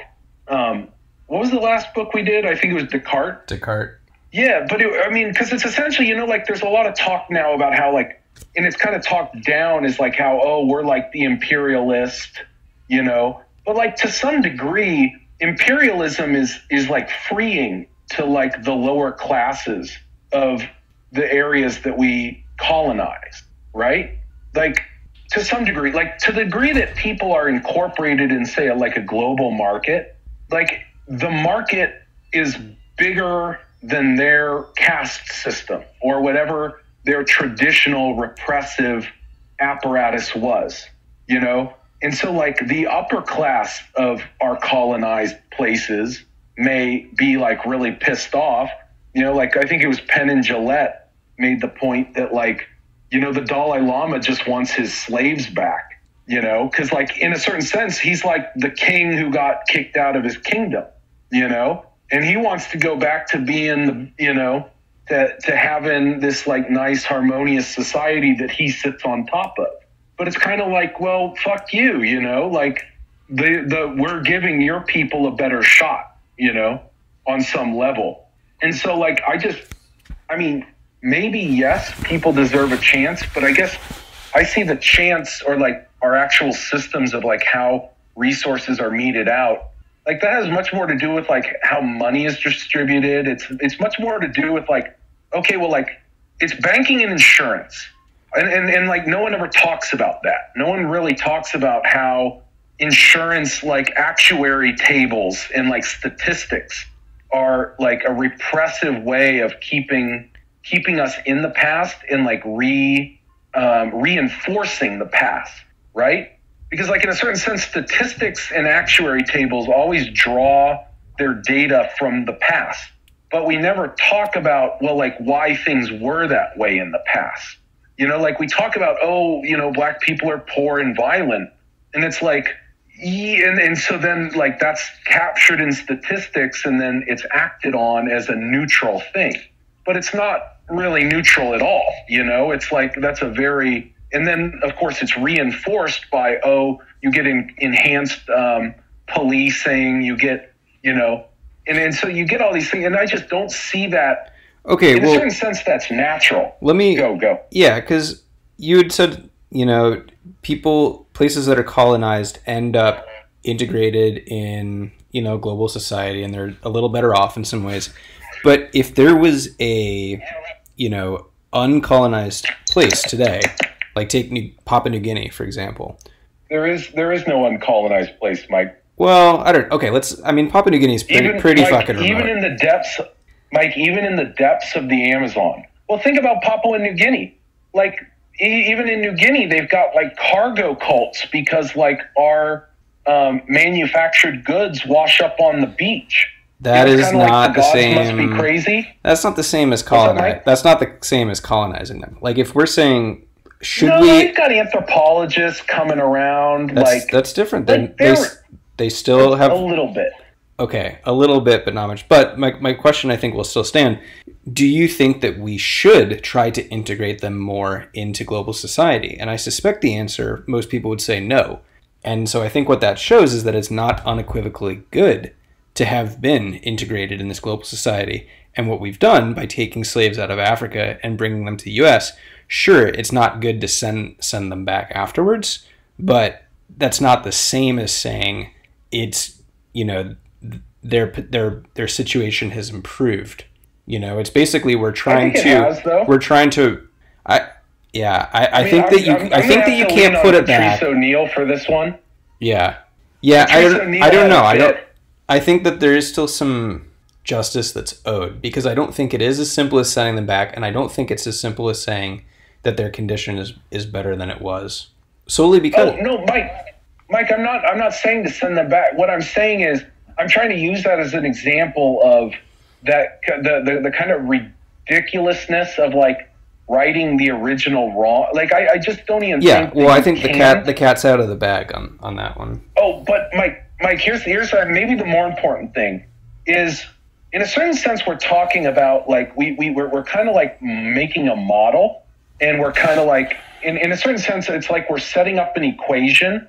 I feel this as being like a utilitarian sort of like, okay, like who are the different people in this like utilitarian calculation? Mm-hmm. You know what I mean? In terms of this justice we're talking about. But I think the most important thing is like there is no justice. Like justice, in the world that we actually live in, there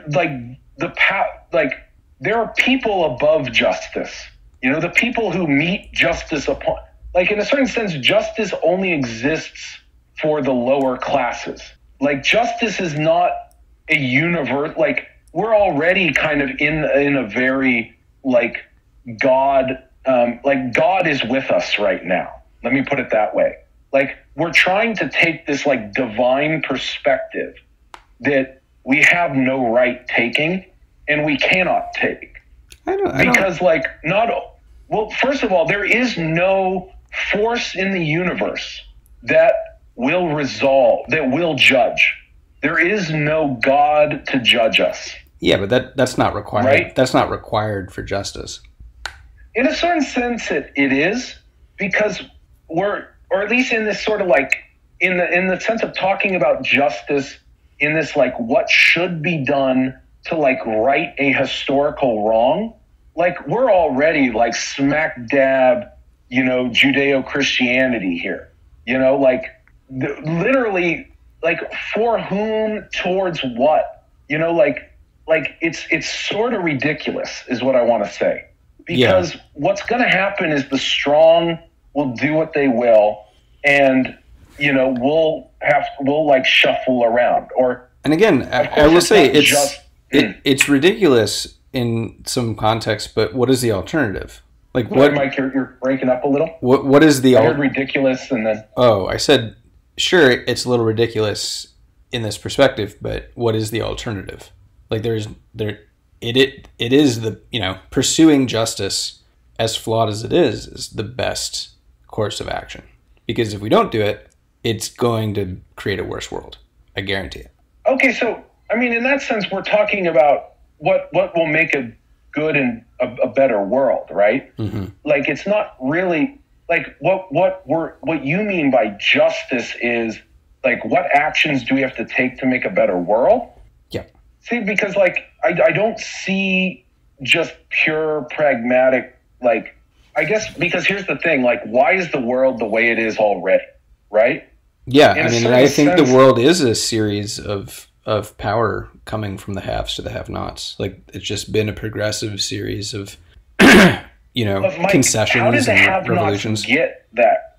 I guess, Mike, what I see is the reason why the have-nots have power is because we can act in solidarity. We can unify.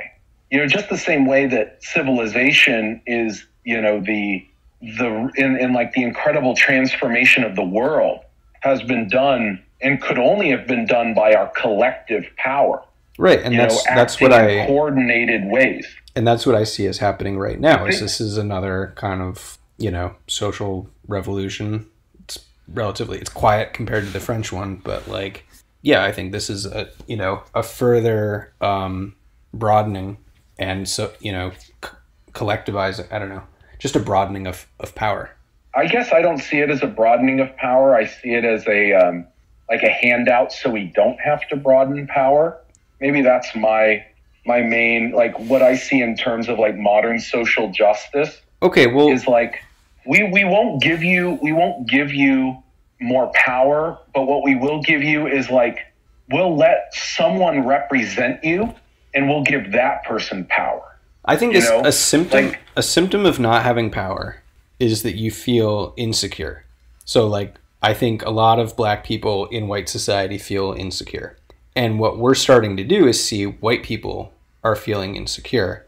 And white people are literally losing power. And it is transferring. Yeah.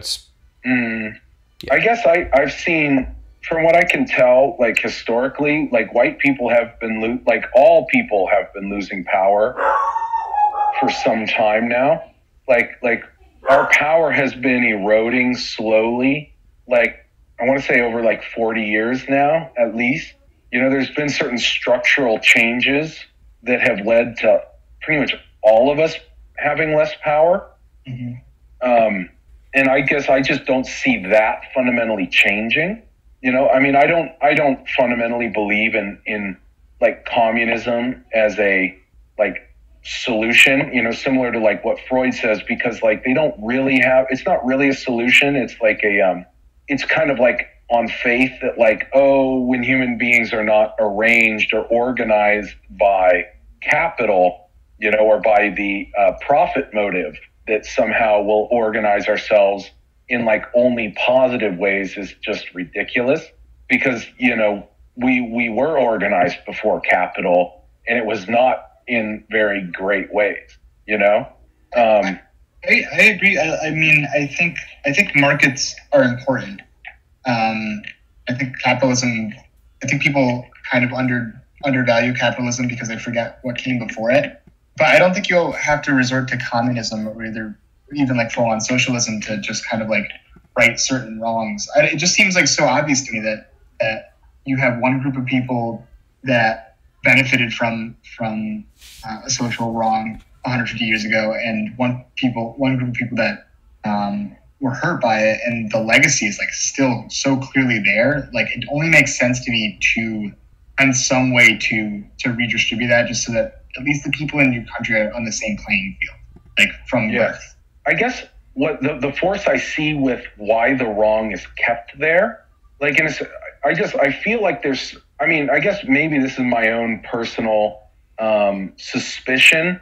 I feel a lot of how it is kept there is through mechanisms such as insurance, like I see insurance as being an incredibly powerful, I see it as being one of the greatest powers in our society.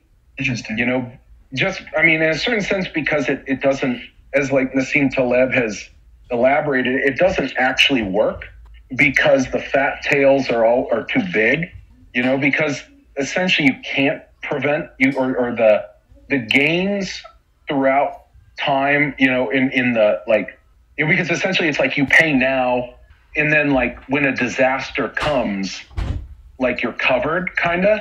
Mm. Like that fundamental model doesn't work because the disaster is too big, and it doesn't just happen in one little place. Like, because especially how our global civilization is connected, everything, like, problems propagate. You don't really just have isolated problems like, say, a tree falling in the forest. Like our market crash was made worse in 2007, 2008 because of these insurance policies. In fact, what is it? Like, the insurance policies actually lost more than the actual, like, if they just bought the assets, it would have been cheaper than actually having to bail out all the like financial derivative, and like insurance policies on all this shit. Like if like you could have for less money, you could have just bought everyone. You could have just bought everyone who couldn't pay for their house, and everything would have been fine. It would have resolved everything. The problem is who would have benefited, you know? Like, so it's not really, what's up? Is your take on insurance that we should structure it differently in the country, or that it shouldn't be a thing? Well, I think if we didn't bail it out, I think it would resolve itself. I think the fundamental problem, I mean, but here is the thing though. It's central because we don't really exist in a capitalist economy, fundamentally. Like you don't really, because in a certain sense, humans cannot allow in a democracy, like politically, you can't allow certain destabilization or past a certain point. Like, so you will always end up with so you can't truly subordinate yourself to the market, you know, fundamentally, you know, because you will, as soon as the market turns against you, you will ally with other people in such a way as to turn it to benefit you, but not necessarily by being productive through the market, but rather by, say, violence or, you know, somehow changing it so that you don't fall, I guess. And I mean, essentially it's the older way of, you know, how things have been, you know, with aristocracy and feudalism. You know, if you're the one with control of the military, you know, why do you have, I mean, because again, like think about the military isn't a market organization and you really don't want it to be, or it like, how would a market military function? That's almost like more horrific, you know, than it already is. Like, I don't think you want think of, It worked out pretty well for Carthage worked for Carthage. for a bit. Yeah, I don't know. I mean, it's just in a certain sense. Yeah, I mean, I guess I just always like Peter Thiel has left a real impression. You know, like we have these stories about like the market and like the market's supposed to benefit us because of competition, but no one in the market wants competition. Like your incentive, if you're a capitalist, is to reduce competition. Like you want a monopoly, you know, like nothing, like essentially if you're in a competitive, and you know, Peter Thiel talks about it, how anyone in a competitive marketplace talks about themselves as being like individual and being a very unique product, you know, especially like restaurants, like, oh, we're the only like Mexican Korean fusion food cart, you know.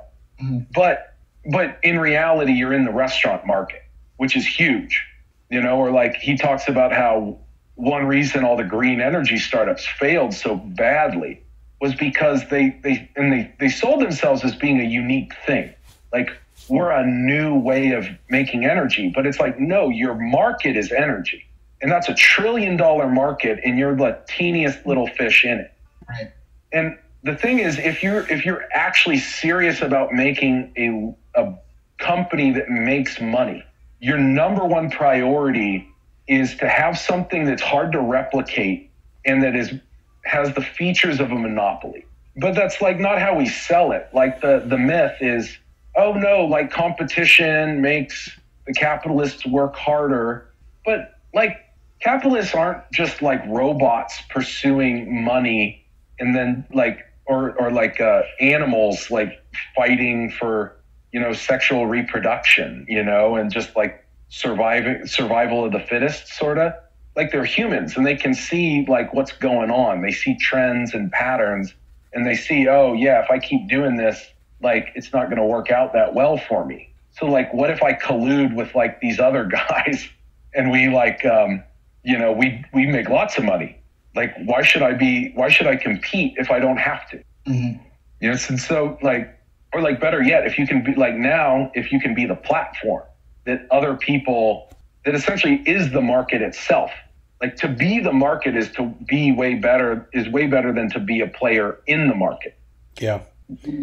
Yeah. I mean, maybe things aren't looking so great for America. I don't know. I feel like there's the outlook though that like things are improving are probably true somewhere. I don't know. Norway. I mean, they are like in some ways it's fantastic. Like that's the thing though. It's not the world, like some people are living just the most shitty lives, you know, and maybe, I'm not sure worse than ever, but I mean, pretty damn bad. But like some people are also living incredibly. Like it's not, in some way there's no, again, because we can't really take the cosmic perspective, or like we ourselves, like maybe there is a cosmic perspective, but like our limited selves really can't reach it. It's kind of beyond us. I mean, I guess I'm in terms of like how to act, I don't know. I kind of want to survive. I don't know. I'm not entirely sure how to make that happen. I don't know. I mean, I feel like you're pretty well situated if you guys are getting land on like a compound. No, it's like 3 acres. It's actually not. The problem is, I was thinking about this. It's not exactly the most like defensible position. Like, I mean, there's some good things about it, but you know, like Bill Burr said it probably better than anyone. Like, if you're like have a windmill and you're like if you have like a good farm going, like you're just like making food for whoever like the strongest person around is. Like they're just going to come around and take your shit.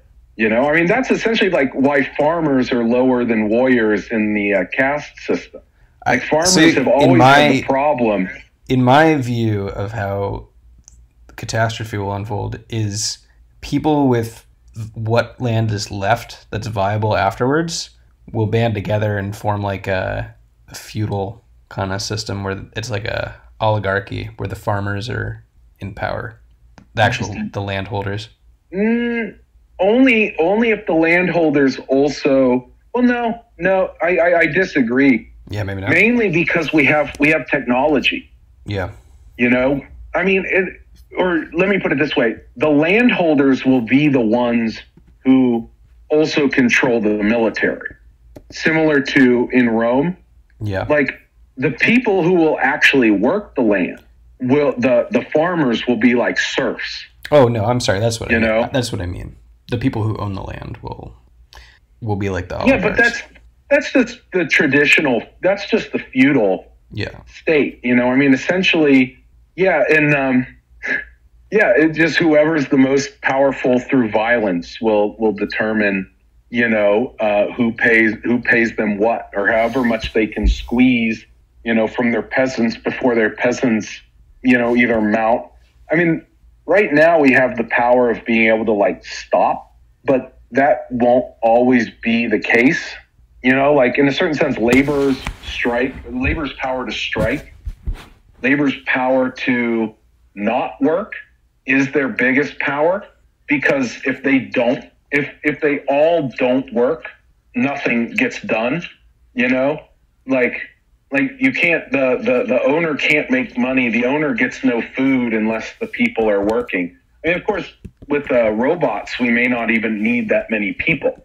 I mean, I think, correct me if I'm wrong, but like 90%, America used to be about 90% of people in the rural areas. Now it's like the other way around. Like everyone's moved to the cities because pretty much all the agriculture can be done by a small number of people with like robots. Yeah. I mean, now with like GPS, sorry, if you guys want to insert yourselves, please do. Well, I got 30 from me over here. Yeah. I do have to take off. I'm fading. Oh, you guys well. Yeah, I'm sorry. I haven't been sleeping all that well, so I'm kind of losing focus. But I was. Maybe next week we could actually talk about Freud. Is there a book that you guys are interested in? Michael, do you need some more time? You're gonna have kind of a couple busy weeks, I assume, or several months or a year. I know. I might try to do an audiobook, so I'll see how it goes. But you know, I'll try to commit to something. If you guys want to pick one, I've been enjoying the parts of whatever we've read every time. So if you guys want to pick something, I'm down for whatever. Okay, could we do Eros and Civilization by Marcuse? Yeah. Okay, cool. It's 200 pages, but maybe we can get through. I don't know. You guys want to split it up? That way, it's like 100 pages each time. Yeah, I'm fine with that. Yeah, if you guys wanted to do every week, but a smaller bit, Wednesday is Or do you not next wanna do- Wednesday is definitely not going to work for me. But Okay. yeah, let's do 2 weeks and let's do the first 4 chapters. That's 106 pages. That sounds good to The me. other thing, I'm not sure if it works for you, Ed, but I could also do Tuesday. Or, no, actually, I can't do any earlier than, I can't do 5 o'clock except on Tuesday, Wednesday. Definitely, and it's my fault for being a slow reader and not carving out enough time. I definitely need the 2 weeks to read the 100 pages, sadly. Yeah, same. Okay. Okay, cool. But yeah, So then September 30th. Oh.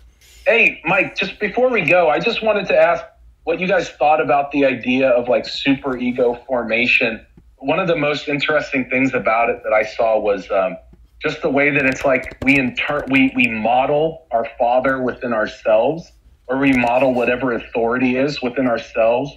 And then like we give our own aggression and we give our own like strength to that internal model that becomes the superego.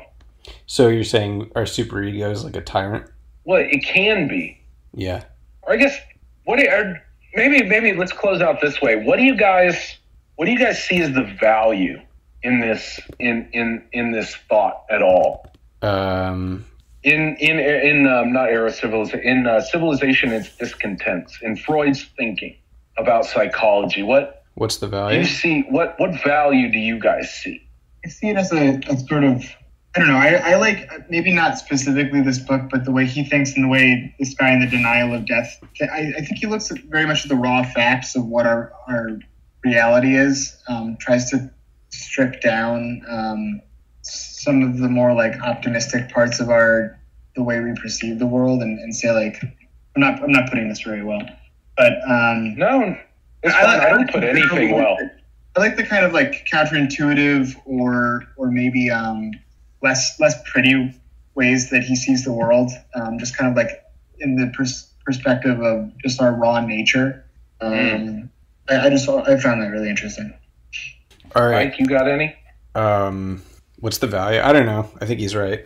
It's hard for me to say what the value is, but I think I read Freud at a very formative time in my life, so I think I've kind of just internalized a lot of what he said is how things work. You see him as a father figure to you? As a what? A father figure? Actually, I think of him more as a mother, an intellectual mother. Freud's. Yeah. All right. Good night, guys. Yeah, it's funny. Talk to you soon. Night, everybody. Bye.